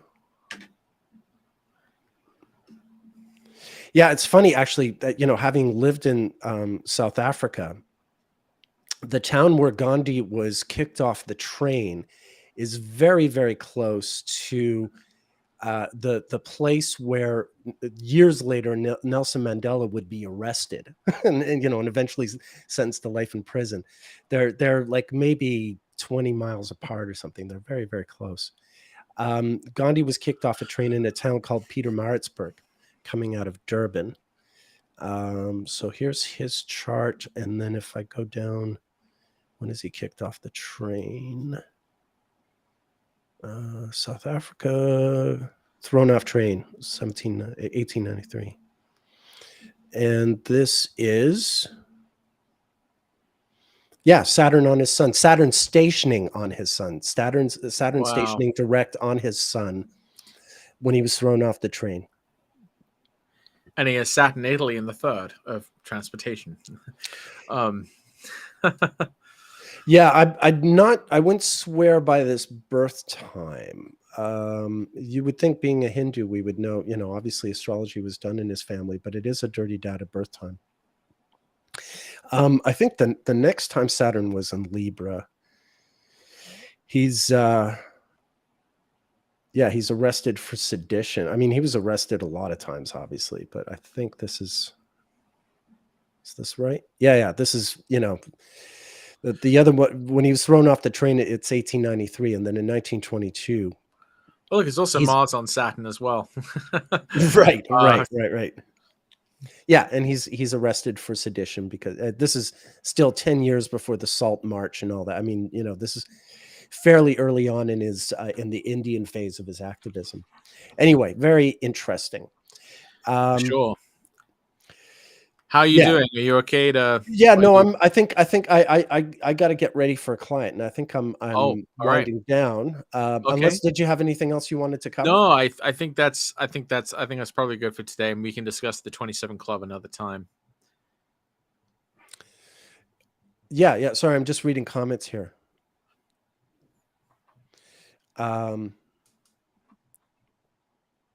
Okay. It's just these old arguments about Gandhi.